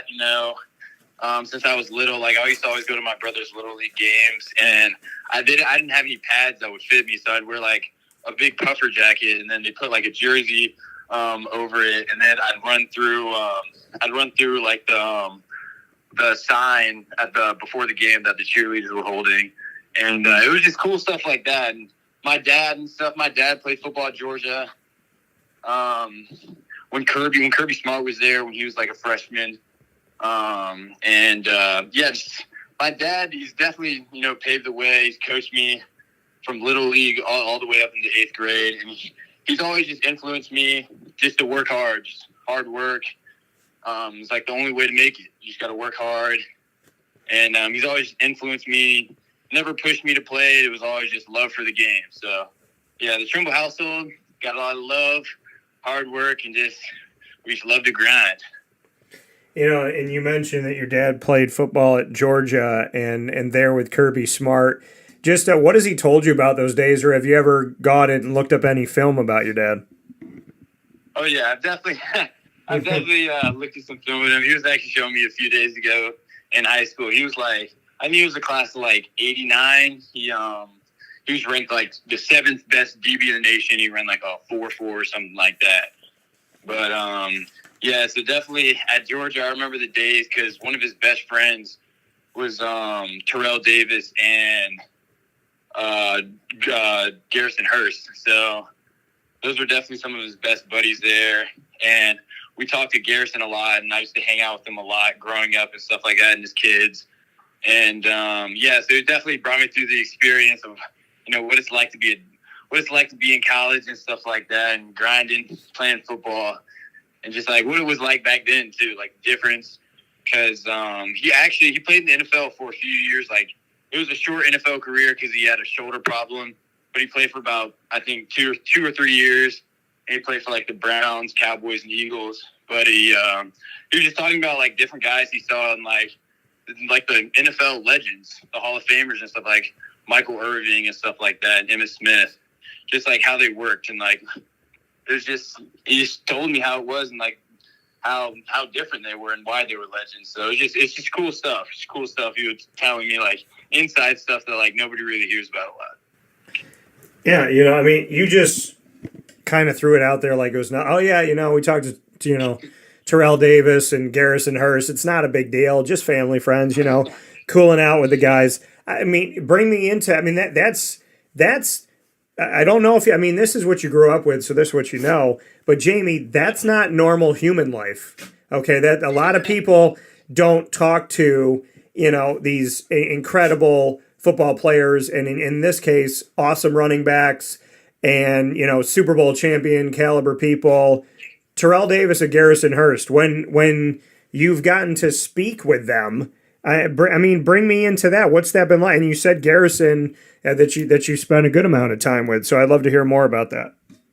Oh yeah, so Garrison, we used to always see the guys at the Georgia games back then, but Garrison, their sons were around me and my brother's age, and he was actually my track coach too when I was little for our track club we ran for, and they definitely, Mr. Garrison, I call him Mr. Garrison. He definitely loves to get some hard work out of you. So they're all what's it called? Mr. Garrison, he definitely showed me the path, showed me what it's like to really, really put in that work, like especially at track. Ooh, those days, they were great. But he definitely showed me, what hard work means and how to grind. And his sons are great kids, Gannon and Gerard, and I love running with them. I just saw how good of a father he was. So just like stuff like that, just family, man, good guy. So, just growing up, seeing him, seeing how he treats his kids, and seeing how he coaches, just everything, football, everything. So, yeah, so definitely football growing up. It definitely showed me, what hard work means and what you need to get there. Yeah, I would think that you've had a pretty unique life when it comes to football. I mean, normally I would say what made you fall in love with it, but it was all around you. You had to have your own passion for it, right? It is essentially the family business, but why did you want to continue it? Because you could have said, hey, I don't want to play any sports. I want to play basketball. I want to play lacrosse, whatever. What made you personally say, I want football. I want this to be a part of my life? I think the biggest thing for me, it was definitely growing up, like when I fell in love with it growing up, was definitely the team part of it. Because like any other sport, like even like basketball, like baseball. It's team stuff, but it's just not the same. Like, you really need your whole team to be in line with each other for you to have success. So it was definitely the team side. Growing up, our little league games, just winning games, and we used to win championships, and it was probably like during the football games, like scoring was cool and stuff like that. But definitely just like celebrating my teammates was probably the biggest part and what made me fall in love. Like, I really love to do that stuff, to celebrate my teammates and their success as well. So it was probably those things. And then, hanging out after the game with my friends on like when I was in like 4th and 5th grade, and just like hanging out, going to the pool all day after a game or something like that in the morning, and just stuff like that. Just like team camaraderie stuff is probably what really made me like fall in love with the game. Jamie Tremble here with us from Wesleyan School in Norcross, Georgia, on Wake Up Call with Dan Tortora in this recruiting spotlight special. Jamie, you said you like seeing other people succeed. Mm-hmm. The world could really learn something from those words that just came out of your mouth. That it's not just about you, but you like seeing other people. Why do you like seeing other people succeed? Why is it not all about you? I'd probably just say like the joy it just brings in people's eyes to just see other people succeed. It just like warms my heart. It just gives me this like feeling that it's just right. It just feels right. And instead of just being selfish, like it's cool, like getting the touchdowns, getting the fame, all this stuff. But really, like it really brings a smile to my face to see somebody else happy and seeing them really winning or having success. So yeah, it's just like gut feeling. It just makes you feel good inside. So that's probably it. I feel like I need you in my cabinet when I run for president. I think we have to do that. We have to arrange for that. But I mean that's pretty awesome. I mean when you're looking at your life and your journey, you and I were talking off the air about this and wanting to see other people succeed and appreciating them. Do you feel like you've had that too? Do you feel like you've had teammates and family members or people in the community that have been like, hey man, I'm proud of you. Like, I'm happy you got the touchdown. I'm happy you got that offer. Do you feel like you get that love as well? Oh yeah, definitely. Especially, the school community I'm around, my best friends, they're good people and they love to help out. Like, they helped out with my brother's camp this past weekend, which I really appreciate them for. And they're just I just try to surround myself with good people who have good intentions. And they just want the best for me, and I want the best for them. So that's what I try to do. And the people around me, they all say congrats. My school, I love them for that. All my coaches, they're all part of my family, like really. So, I'd probably just say all the people around me are just good people. So they definitely influence me to have success and do good things. And I'm happy to hear that support system. And you also said a little bit earlier, your faith. Where does that, where is God's role in your life? Where is faith in your life? Oh, there's definitely a big role. Every morning, every night, I try to give thanks to the Lord because I wouldn't be anywhere without him. And just every day, just thanking him. I'm here. I get another day because, I see it all the time on the news, and I try not to look on the news because, it's always like depressing, something like that. But it's just like people, I always think of it this way. Somebody's always having, like, even when I'm having a bad day, somebody's always having a worse day. So just having my faith and just be like, everything's going to be okay if you're having a bad day.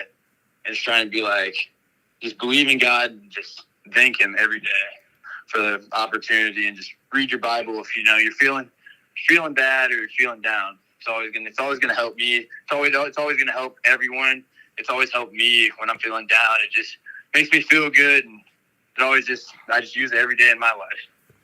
Why don't you lose your faith? We're living in a world where it seems like people want to talk about everything but God sometimes. So why keep your faith? I think just at the end of the day, it's just what I have to. It's weird. I've had so many just feelings of like a presence. Like I just had these encounters, and even if you don't like, you just have to. If you just take a chance on God, because He's always waiting for you. If you take a chance on Him, He'll be there. He's always waiting. So what I say, like, to not lose it, because I've had a lot of people be like, bro, you really believe in God? Or people in my life and be like, yeah, I do. And, you know, some of those people have, like, negative stuff going on, and they keep going down a bad path. But I try to, you know, influence them. And I've had people also change their faith. They've started going to church. They've become a better person. They felt better, and better things have come into their life. So, yeah, probably just keeping that faith. Just like, I'd probably say the main reason not losing is just probably, I say the main reason probably just, you know, just ending the final goal, like in His kingdom, like the glory of God, just having that, you know, faith. And like everything in the Bible is just all the stories. It just all makes sense to me. Like, because it's going to be different for everybody. Everybody's not going to have the same reason to believe in God. But you just gotta find it and be open to it. If you're open to it, you'll find them. So that's probably my main reason for, you know, having strong faith and keeping my faith. Well, I mean, I couldn't have said it better myself, and I appreciate it because it's something that you and I have in common. And, you know, I mean, my belief in God, I tell people all the time, you can believe whatever you want to believe, and I respect you to be who you are. And at the same time, you know, I mean, I wouldn't be me. I wouldn't be here. I wouldn't be healthy. There's nothing about who I am today that doesn't have God's fingerprints all over it. And, you know, I love hearing these words from you because it's inspirational. It's heartwarming. And again, I think you're trying very, very hard, but yet without effort to be in my cabinet when I'm president. And I'm totally cool with that because see now, I mean, I'm already Garrison Hurst and Terrell Davis and Dad did this and we're down in Georgia and we talk about God and we believe in God and what's the alternative? I mean, to us, there's only one way. And then I know the food in the South. This is my big question. Like when, I know this is our first conversation that we've had, Jamie, but I'm a firm believer in good first impressions. When do I get to come down to the Tremble household and, you know, have some good food and good conversation is I guess what I want to know. So whenever you want, you're always welcome. I'm always welcome anybody. We got some good, I'm telling you, my dad cooks. His barbecue is different. I'm telling you, like right now, my barbecue is different. My mom's going to make some macaroni and cheese, collard greens, black-eyed peas. It's going to all be there. It's going to make some cornbread. It's whenever you want to come, just let me know, and, you know, we'll get you right.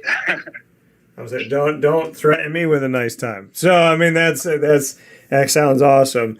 Before we get into rapid fire, Jamie Tremble hanging out here with us at tight end coming from Norcross, Georgia, and Wesleyan School here on Wake Up Call with Dan Tortora. You had a bunch of offers that had come through to you. I had the blessing of an awesome list here of App State, Boston College, Duke, East Carolina, Georgia Tech, James Madison, Mississippi State, Tulane, UCF, Vanderbilt, Wake Forest, and of course Syracuse where you committed. And looking at your list, I have covered almost and interviewed people from almost every single school on this list. So I know that there's a lot of positives of schools that you got here and the caliber of them. Why did your first offer was Vanderbilt inside the SEC? Why Syracuse? When this, I mean, like I said, this is a reputable list. There's a lot of good teams on here. There's a lot of good coaches on here. Why Syracuse? I couldn't put any better. It was just the best fit for me. You know, the thing that probably sealed the deal was definitely my official. It was just the best fit for me, like the position I play, kind of that split wide position, tight end, like Arondé Gatson plays. It was just a perfect fit for me in the way they utilize my skills in the offense. And the school as well, like my mom and stuff and my dad are big on academics. So I definitely wanted to go to a really good academic school. And that's what Syracuse is, a private university. So definitely played a big role as well. When we got up on campus, it was really beautiful, and everybody was great. All the coaches, they were all great, all faithful men, and they were just. I just felt at home. It was just like I just felt a really good vibe there, and it just felt like the right decision to me. Yeah, and like you said, I mean, it felt right. What is it about the coaches? What is it about? I mean, was there anything that when you say it feels right, what else was there? What could what did you feel on campus or in a conversation that you didn't forget? Mm-hmm. I'd probably say our conversation the last day on my official visit there was with Coach Babers. It was probably with Coach Babers in his office. They brought me and my mom in his office. Me, my mom, and my dad in his office to talk. And we were all talking. He was introducing himself and kind of telling his backstory and like what college he came from and stuff like that. And really, like what he said was his faith. And I didn't really know a lot of his backstory before. And when he was talking, he was just explaining all this stuff and like how his faith really carried him, like how he survived because he went through something really traumatic in 2008 and he almost died. And he was just telling his story to me and like how his faith carried him through the whole thing. And he was just being super honest with me and my family the whole time, which I couldn't respect more out of a coach or coaches because, sometimes they might tell you something which isn't true. But I can always respect an honest coach who's telling me the truth about their program and how they view me as a player and in the future as well. So, yeah, it was probably like my conversation with him. He just gave me that gut feeling where I was just like, this is the place to choose. After thinking and discussing with my parents, it was just the right decision for me. And he nailed it on that. He definitely influenced a lot after I talked to him. And he was just a really good guy, really good coach, really good person. So I just felt really good vibes from him after that. And he really influenced my decision a lot, as well as Coach Campanelli. He had a great family. I hung out with his family during the weekend. Great guy, great people. It just felt like a really good vibe from there. The players as well. They're all good people. And it's awesome to hear that. And I guess, you just said a bunch of things, but the fans want to know, is this a commitment that will carry us to signing day, or is there any concern that you would change? Oh, no, this is 100% commitment that's going to stay till signing day. Go Orange. I'm not switching up. This is for sure. It's just the place to be. I couldn't pick anywhere, no matter if I had a million offers. It's just the right decision to make. So I can definitely tell you that I will sign to Syracuse. And I mean, does any of this have to do with Rondé Gadsden, the second's move from wide receiver to tight end, and to see his success in this offense? Did that lay into your decision at all? Oh yeah, definitely. They were telling me, Coach Campanelli was telling me how they were used. I was watching him, how they were used. I was watching his tape all year, and he kind of plays like how I think I would play at the college level. And he's definitely influenced my decision a lot from the tight end perspective and like what he's playing now and what his production's been and, how often he gets the ball and how many, receptions and stuff and targets he gets. So he's definitely influenced my decision a lot. He's talked to me about it and like what he likes about Syracuse and how much of a good fit for him it was and like how his transition was from wide receiver to tight end. And how it just made sense and how well they use him in the offense. So, yeah, he's definitely had a big impact on my decision. Best attributes, Jamie, for your game, things that you feel like you are the best at, and then some of the areas you're going to be working on with another season to go before you come to Syracuse. So I'd definitely say my best attributes right now are probably my explosiveness and probably my catching. I think I only dropped total out of, I think, like 60 targets. I only dropped, I think, maybe four balls all year. And then my explosiveness, like I said, like after the catch, jumping, because I have about a 40-inch vertical, 39-inch vertical. I broad jump like 10, 8, 11 feet. And, probably my explosiveness after the catch. I never really get tackled by the first defender. I always try to make somebody miss. And just being explosive out of my routes and stuff like that. And probably something I'm working on right now with some coaches right now and my trainers is probably my routes. I'm really trying to clean up, make my routes crispy. Because like you said, like I'm a tall receiver. And, just trying to make those routes crispy because I have long legs, long strides, but really trying to make those cuts look crispy and smooth and fast. So, yeah, it's probably some stuff I'm trying to clean up. And I've been really working this offseason with my brother with, like, blocking stuff. He showed me a lot of blocking stuff. So really getting into some technical blocking stuff. And, yeah, but that's probably what I've been working on and what I'll continue to work on this next, like, year and a half until I get up to Syracuse.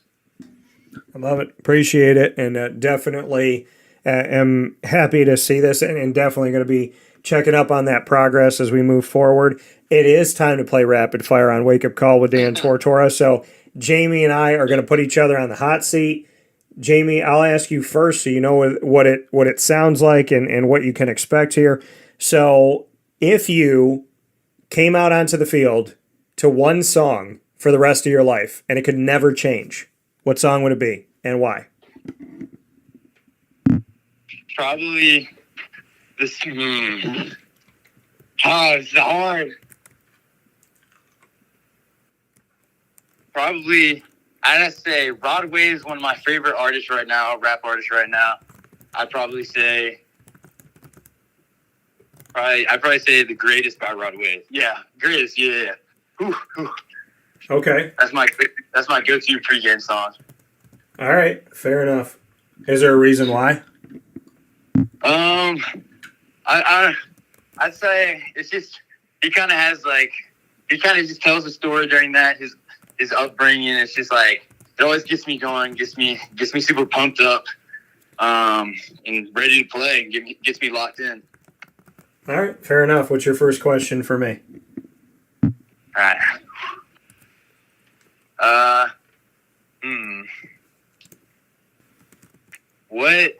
What's your go-to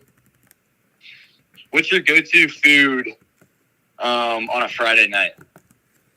Go-to food on a Friday night. I would probably say historically, my family and I, my mom cooked darn near every day of the week.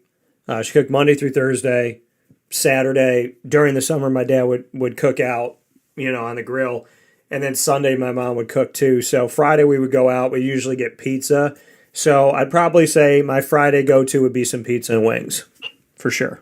All right. I'd have to say that. All right, Jamie.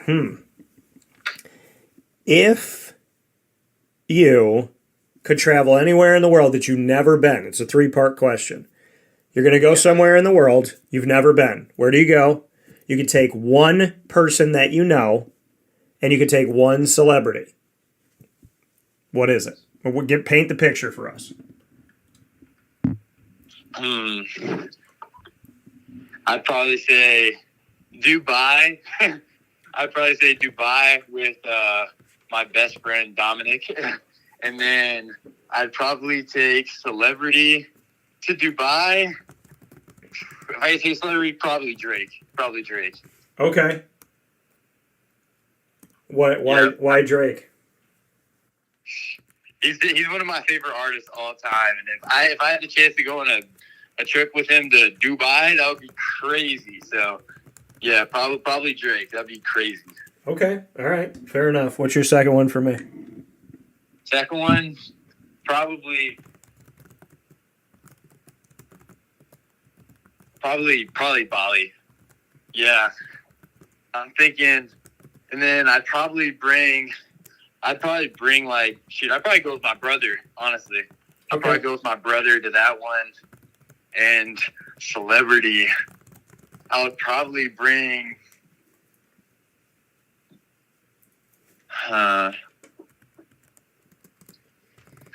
this is hard. I would probably bring if Rihanna wasn't with if Rihanna 5 years ago, I'd probably say Rihanna.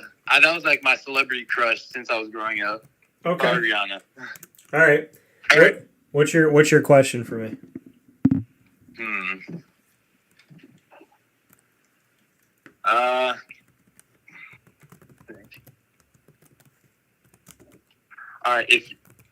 If you could be, I know you said you're 5'8", but if you could be any height, what would you want your height to be, and why?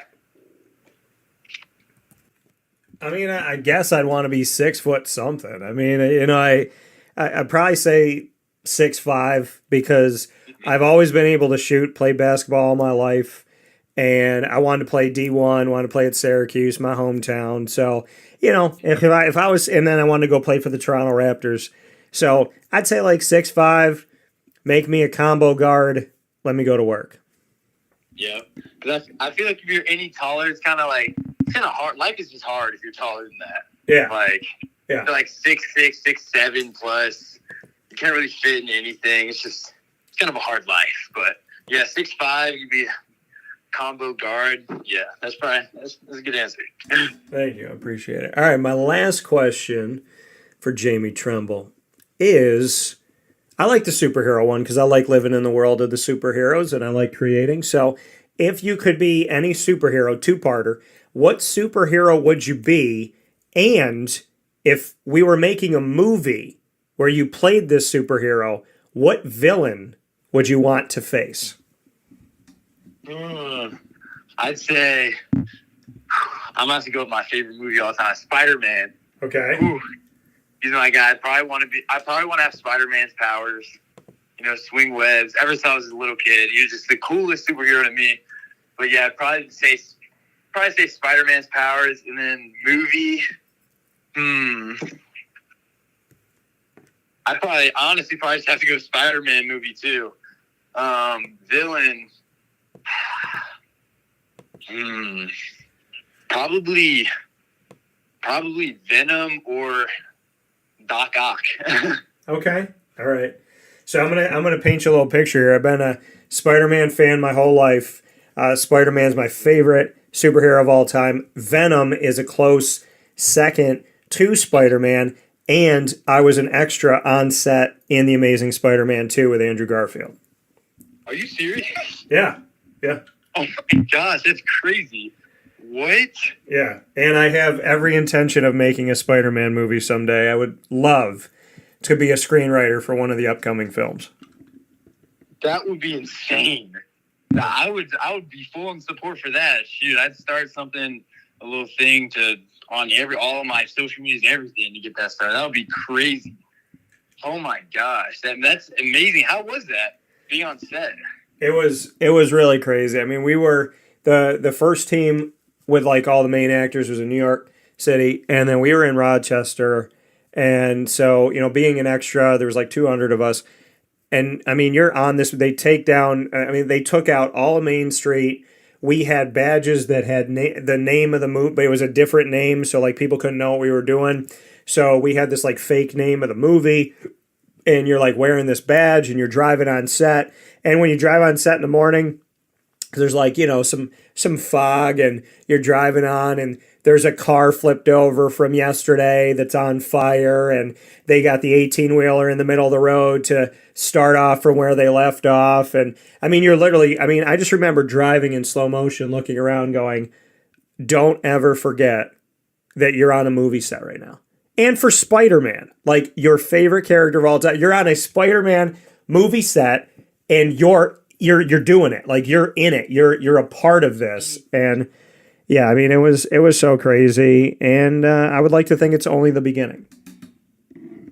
Dang, that's amazing. Oh my gosh. That's crazy. That's such what are the odds of me saying Spider-Man? lifelong. I still have all my action figures, all my little costumes I had growing up. Dang, that's crazy. That's insane. Yeah. So I mean, it's funny how the world works. What is your last question for me? I'd probably say your last. This is kind of a hard one. It's hard. It's kind of weird, but it's kind of hard. All right. So would you rather be in a zombie apocalypse? Okay. Or be the last person on Earth? And give me a reason why.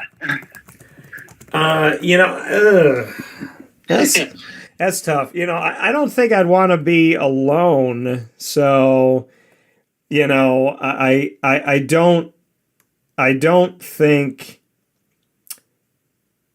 that.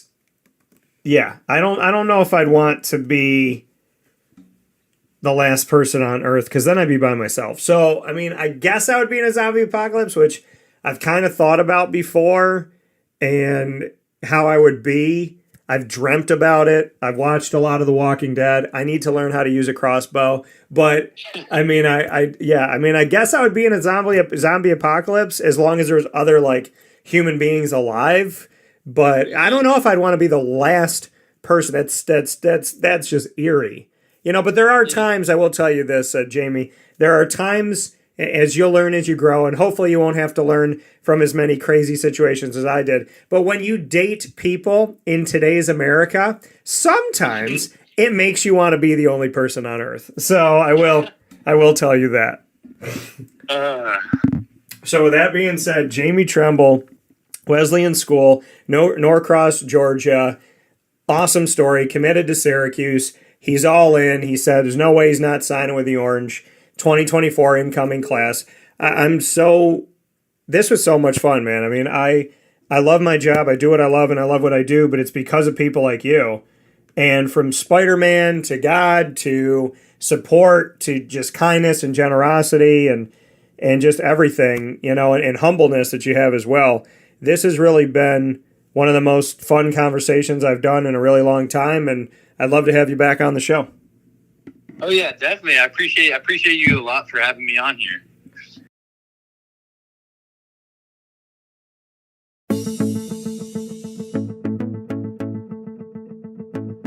Avicoli's, located on the corner of Route 57 and Wetzel Road in Liverpool, New York, has been your trusted neighbor for decades. Located just steps from Liverpool High School, we're happy to have the Liverpool Warriors on-site, on-location broadcast at Avicoli's through Wake Up Call with Dan Tortora every single month, featuring student athletes, coaches, and administration throughout the year from Liverpool High School. Head out to Avicoli's today on the corner of Route 57 and Wetzel Road in Liverpool, New York, open Tuesday through Sunday for lunch, dinner, and drinks. We'd love to see you out there. And of course, you can call them at 315-622-5100 for takeout, delivery, and catering. That's 315-622-5100. And also find them on myavicolis.com. That's myavicollis.com.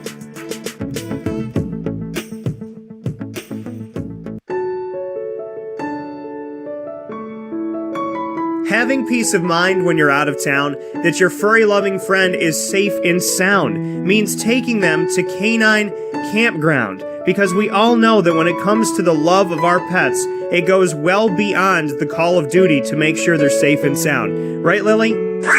So take a ride to 242 Johnson Street in East Syracuse, New York, and see Canine Campground and where your dog will be staying in the classic cabin, the executive cabin, the grand cabin, or of course the luxury cabin, because if you know Lily, you know she loves luxury. Now you don't have to wait to the last minute to find a family member or a friend that'll take your dog for a few days. Call Canine Campground at 315-299-4013. That's 315-299-4013. Their drop-off and pickup times are Monday through Sunday.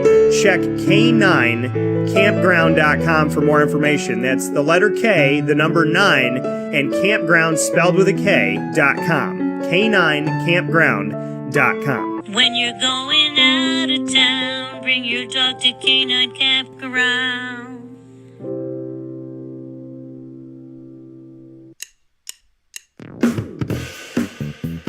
PB&J's Lunchbox, the food truck that you love finding all throughout Central and Upstate New York, now has a street-side cafe. So when you're craving their traditional favorites as well as their out-of-box amazing menu items, you can now head to 663 Old Liverpool Road in Liverpool, New York. Located just minutes from the highway, the Thruway, Destiny USA, and Onondaga Lake Parkway, PB&J's Lunchbox Street-Side Cafe is there for you Monday through Saturday from 9 a.m. to 7 p.m., serving breakfast, lunch, and dinner all throughout the day. Get breakfast for dinner, dinner for lunch, whatever you fancy, including their award-winning grilled peanut butter and jelly sandwich. Find them at 663 Old Liverpool Road in Liverpool, New York. PB&J's Lunchbox, where we love to know what's in your lunchbox.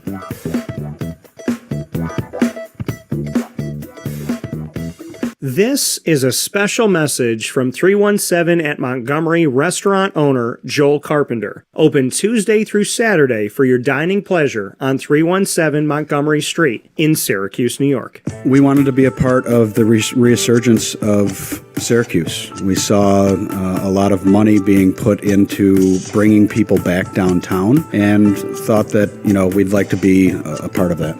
I love putting together a good dish where people see it first, they fall in love with it, and then it tastes just as good as it looks.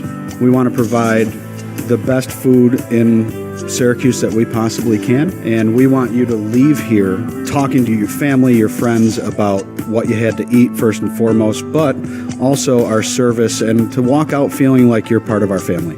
I work out in the front of the house a lot, and I love walking to every single table, asking them how everything is, and people looking at me and smiling and saying, this is the most amazing short rib I've ever had. This is the most amazing filet I've ever had. And Donna is great. Sarah's amazing. Thank you for coming over and talking to us. And then them just being truly happy for the experience that they've gotten. 317 at Montgomery Restaurant, part of the fabric of downtown Syracuse, located on 317 Montgomery Street in Syracuse, New York. Open Tuesday through Saturday for a unique and memorable dining experience.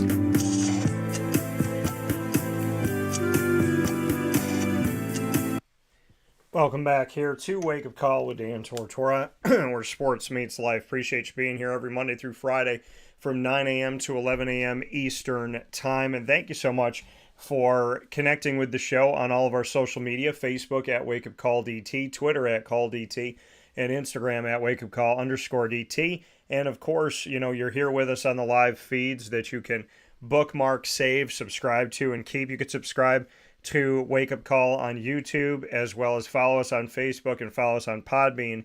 You're with us Monday through Friday from 9 a.m. to 11 a.m. Eastern Time on all of these channels. YouTube.com/WakeUpCallDT, Facebook.com/WakeUpCallDT, and on WakeUpCallDT.podbean.com. So however you're connected to the show, with the show, thank you so much. Of course, you could search Wake Up Call with Dan Tortora on any one of these many outlets that we have for you: Amazon Music, Audible, iHeartRadio, iTunes, and Apple Podcasts, MixLR, Spotify, Stitcher, Player FM, Podbean, Podvine, TuneIn, YouTube, as well as Podchaser, Boomplay, a lot of different ways to connect with Wake Up Call with Dan Tortora, and we appreciate you doing that by searching Wake Up Call with Dan Tortora, or one word, Wake Up Call DT, on any one of these networks, and clicking follow, subscribe, and downloading our show to listen to right now or later on. You can even listen when you're up 30,000 feet on a plane, so make sure you subscribe to Wake Up Call with Dan Tortora on any one of these podcasting platforms and more. And once you subscribe, make sure to download your shows, download our episodes, keep our show with you, and have it on or off the air, Wi-Fi or no Wi-Fi, wherever you're at. A big time thanks to our incredible partners, Carvel DeWitt, where we have our DT Dolphin Sunday. You could go and grab the DT Dolphin today. And by the way, Wednesdays is Sunday, and what that means is buy one, get one. Sundays on Wednesdays at Carvel, and at Carvel DeWitt, the only home of the DT Dolphin. You can BOGO today, buy one, get one of the DT Dolphin, which has mint chocolate chip, green, of course, for the Dolphins, hot fudge, whipped cream, cherry, green and gold sprinkles, and a chocolate dolphin jumping out of the whipped cream. exclusively on 4322 East Genesee Street in DeWitt, New York. It is what happy tastes like. Go and get the Wake Up Call DT Dolphin connected to the LeMoyne College Dolphins as well as Carvel DeWitt right here as a way to give back to our community. The Wildcat Sports Pub, where I am genuinely over the moon for their pepperoni and sausage pizza. It is the go-to for me and my buddy Isaac Elford, who does Tortora and Elford for Syracuse football and men's basketball seasons with me. Got to go out to the Wildcat. So many great things, but save us a slice because that pizza is extremely exquisite. 317 at Montgomery Street. The name of the restaurant is the name of the location. 317 at Montgomery Street. I know it's festival season. There's a lot of stuff going on downtown. There's roads that are closed and blocked off, and there's different fairs and things going on. Make sure you make your way to 317 at Montgomery Street. They're open year-round. You do not want to miss an opportunity to go and spend some time with them Tuesday through Saturday weekly. Their food is incredible. Their menu is fantastic. Their service is great. Everything is wonderful over at 317 at Montgomery Street. Honestly, folks, this would be a restaurant I would visit in New York City. I would visit in Italy. I mean, it's just a beautiful, beautiful restaurant. And it has so many different flavors. There's Asian-inspired food. There's Italian-inspired food. There's vegan and vegetarian options. There's so many different amazing things to try.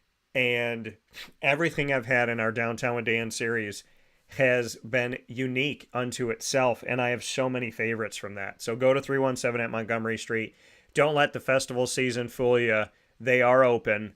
Go and see them. 317 Montgomery Street, downtown Syracuse. Chick-fil-A Cicero and Chick-fil-A Clay. GG Cards and Breaks, who I'll talk about expansively in an extended fashion in a moment. Chick-fil-A Cicero and Chick-fil-A Clay. Definitely want to check them out.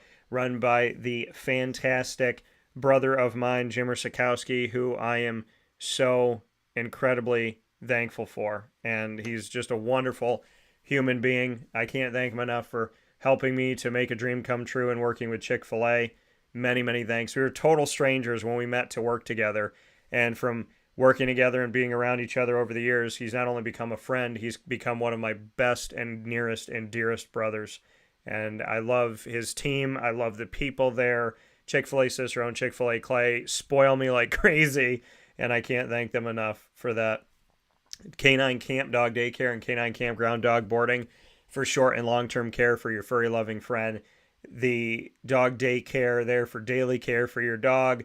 All different shapes and sizes. They put the small dogs together and the big dogs together. Canine Campground Dog Boarding, where each dog gets their own cabin. They get their own place to have their food and relax. They can hang out by themselves, or they can play inside or outside on the turf with all the toys and different things to do in that yard that's provided for them. Canine Camp Dog Daycare and Canine Campground Dog Boarding, both of East Syracuse. Treat your dog like one of their own. And anything less than that is unacceptable. I think they've set the bar so high that I can't imagine going anywhere else. And I've trusted them with my Lily, and I trust them with your dog as well. And we've had many dogs in our family, Ramsey and Leo, heading over there. So thank you to Canine Camp Dog Daycare and Canine Campground Dog Boarding for treating our dogs with love and care and like they're your family. We really do appreciate that and love it so very much. So thanks to Lorraine, Chad, and the team. PB&J's Lunchbox, I was there yesterday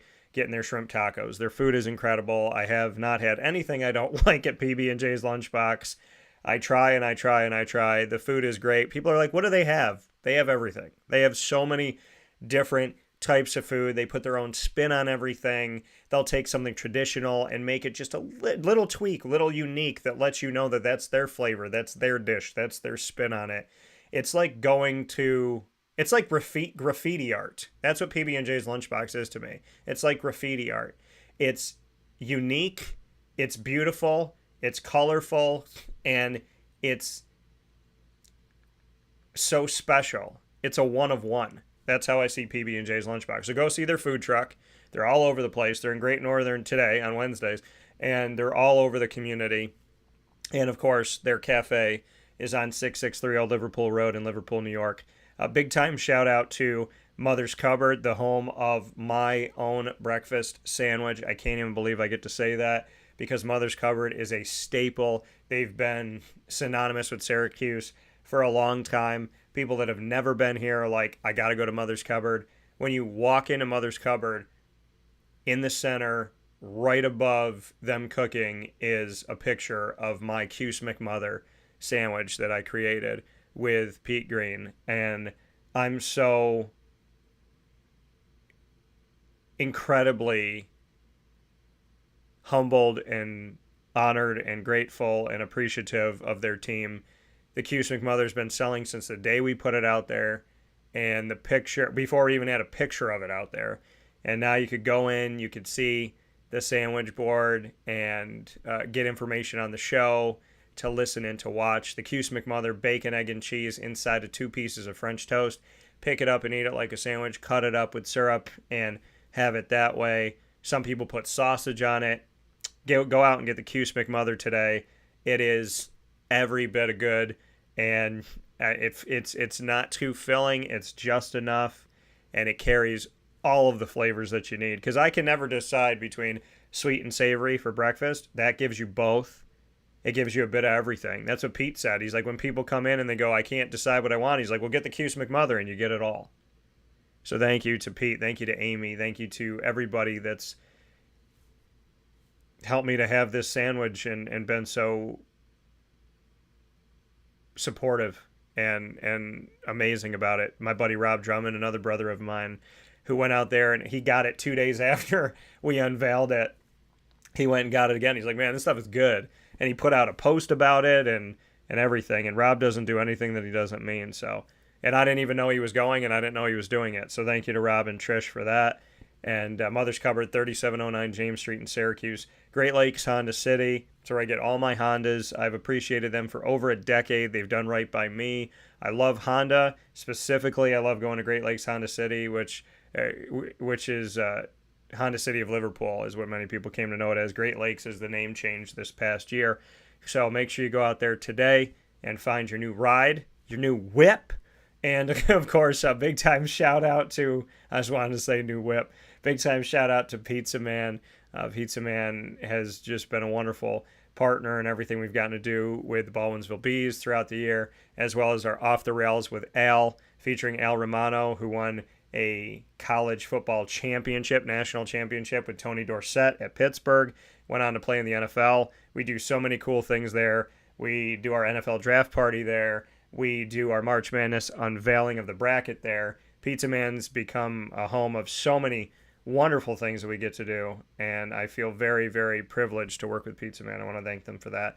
Wildcat Sports Pub, I shouted out their food. I want to thank them for going into 8 years of our West Genesee Wildcats-centric broadcast. We have West Genesee on site every single year, all throughout the year. We just made history with the West Genesee Pop Warner football and cheer teams, and that was one of the biggest events that we've done in a long time. We packed all around the stage. That entire room belonged to us for the most part, and I cannot thank the president of West Genesee Pop Warner football and cheer, Greg Collins, enough, as well as everyone that's involved and all the coaches and just the entire community for showing up as they always do with West Jenny. Much love to you for that.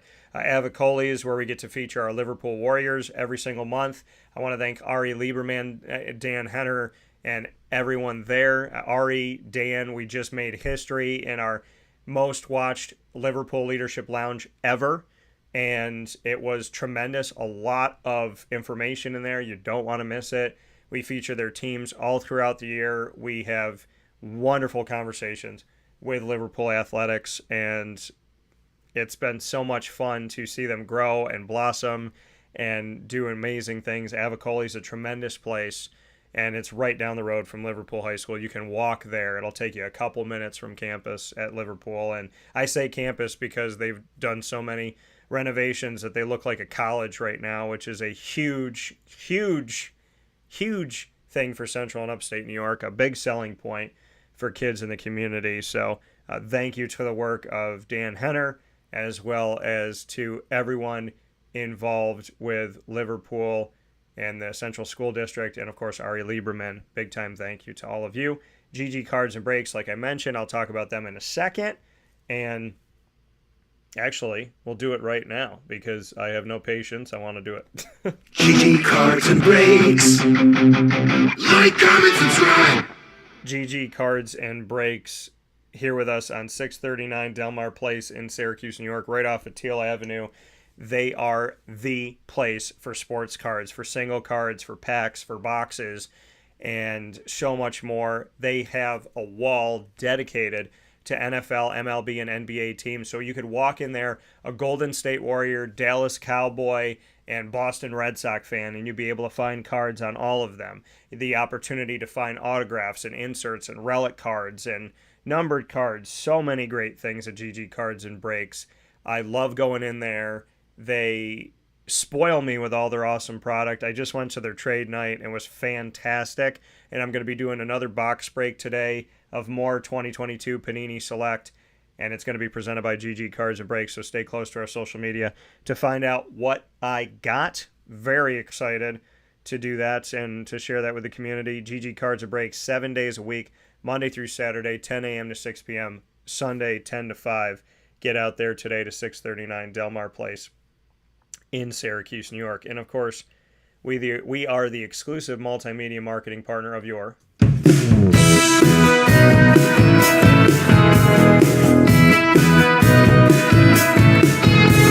the LeMoyne College Dolphins. Fins up every single month on Wake Up Call. AD and DT and Dolphin Dive are exclusive to Wake Up Call, and Dolphin Time is exclusive to Wake Up Call. Wednesdays at 9 a.m. Eastern Time. We are their exclusive multimedia marketing partner, which means when it comes to schedule releases and coaches and all the big news happening at LeMoyne, including the entire series of almost a year of broadcasting all the way through their thought of going Division I, from the beginning moments of looking at it and having somebody come in from the outside and assess LeMoyne to building a strategic plan. All of that's come on Wake Up Call, with many thanks to President Dr. Linda Lemira and Athletics Director Bob Beretta, who joined me through the entire process, as well as everyone that I get to work with and speak with there, the coaches, the student athletes, the board of trustees, the chairman of the board, Pete DeLora.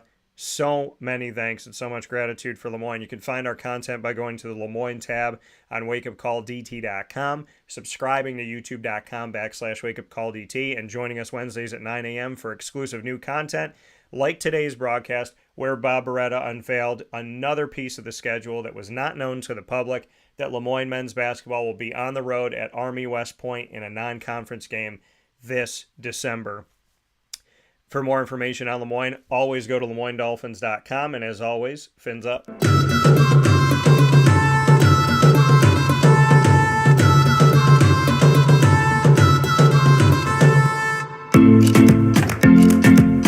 The Bryan and Stratton College Bobcats of Syracuse are exclusive multimedia marketing partners with Wake Up Call with Dan Tortora. Find your Bobcats every single month in the Bobcat Buzz on Wake Up Call with Dan Tortora. The Bobcats here with you every single month. Student athletes, coaches, and administration, national champions, those that have been in national tournaments, and we just covered a very unique opportunity with an inaugural season, which you don't see a lot, and having the opportunity to have a first year of a program here on Wake Up Call exclusively with the baseball team, Sean Peak and his crew. Love that. Esports, great stuff coming up. We have two specials being featured on Wake Up Call for the Bobcat Buzz next week. Don't miss a second of them. They're going to be awesome. Stay close to our social media. You can get our library of content with the Bobcats by going to BSC Syracuse on wakeupcalldt.com, the BSC Syracuse tab. Of course, subscribe to youtube.com/wakeupcalldt. For more information on your Bobcats, go to syracuse.bscbobcats.com. And as always, go Bobcats.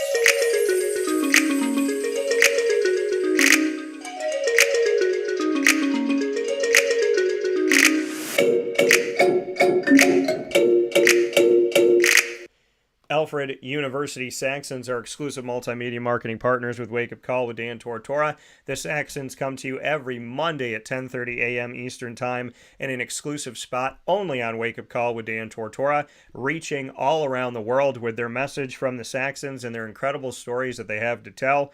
The Alfred University Saxons, in just a couple weeks of working together since our partnership was official on July 1st, I have heard and been able to share content of remarkable alumni to just unique opportunities with their sports programs, to having their largest sports portfolio of any school I've ever worked with 28 sports teams, including multiple equestrian teams, skiing, alpine skiing, and women's rugby coming in here. So many great stories to tell, and we have just got started. And we will have the presidential perspective twice a month, first and third Monday of each month, first and third Monday at 10:30 a.m. Eastern Time, second and fourth Monday at 10:30 a.m. Eastern Time, the Saxon Spotlight featuring student athletes, coaches, and administration. Great stuff coming your way. This coming Monday, we're going to be featuring Bob Rankel, the head coach of the football team, who has been there for over 2 decades. I believe he's going into year 25. Big time shout out to Bob Rankel, and thanks for his support and becoming our first coach that we will ever feature in the Saxon Spotlight. So he'll make history on Monday here on Wake Up Call with Dan Tortora. You could get all the archive of the Saxons on the Alfred U tab on wakeupcalldt.com by subscribing to youtube.com/wakeupcalldt. For more information on your Saxons, go to gosaxons.com, and I want to say it again, go Saxons. With that being said, here on Wake Up Call, thanks to Bob Beretta for all of our time together. Thank you to LeMoyne, to Bob, to Gianna Dixie, and to everyone that worked to make sure that we had a fantastic 8th Annual DAA Corporate Partners Golf Tournament at Tuscarora Golf Club. Thank you to Tuscarora, a beautiful, exquisite golf course. I'm sitting there at Golf Club. I'm looking at Tuscarora right now on the screen as you're looking at it. That's where Bob and I sat to do that conversation that you just saw. We sat on the upper deck of the patio. Oh my goodness. I'm staring at it right now and I want to go golf there today. That is beautiful, and it's right here in central and upstate New York. Many thanks to an absolutely wonderful conversation with Jamie Tremble that I appreciate so very much. I can't wait to talk with him again, and it was such a wonderful time to get to know him and all the things we have in common, and we're becoming fast friends. So big time shout out to the tight end that'll be coming into Syracuse in 2024. And a big thanks to you. Facebook at WakeUpCallDT, the Twitter at CallDT, Instagram at WakeUpCall_DT, MonPazPopcorn.com. Go there from anywhere in the world, and you could go to Mon Paz right now. Let them know that Wake Up Call sent you. It is the Central New York snack capital. There is nowhere else you should be going for snacks in Central and Upstate New York. 201 Old 7th North Street in Liverpool, New York. Right off the highway, the Thruway by Destiny USA. And they're out at a ton of events all throughout the year. They'll be at the New York State Fair, Ma and Pa's cotton candy, lemonade, kettle corn, popcorn, premium corn, to their chocolate dipped pretzels, chocolate dipped Oreos, and so on and so forth. They're festive for the holidays. They're extremely creative. They have flavors you wouldn't even think to put on popcorn, and all of it is good. Ma and Pa's is your snack buddy. It should be with you at movies. It should be with you when you're watching games, when you're getting on a plane and traveling. It's the perfect gift to give to somebody. Ma and Pa's Kettle Corn and Popcorn Factory, 201 Old 7th North Street in Liverpool, New York. Head there today. We'll talk with you soon on social media. We'll be unveiling my newest box break on social media within the hour, so look out for that, as well as on youtube.com/wakeupcalldt. Click subscribe. Thank you to everybody that has, especially many of you recently. And I will leave you with this as always. God bless. No stress.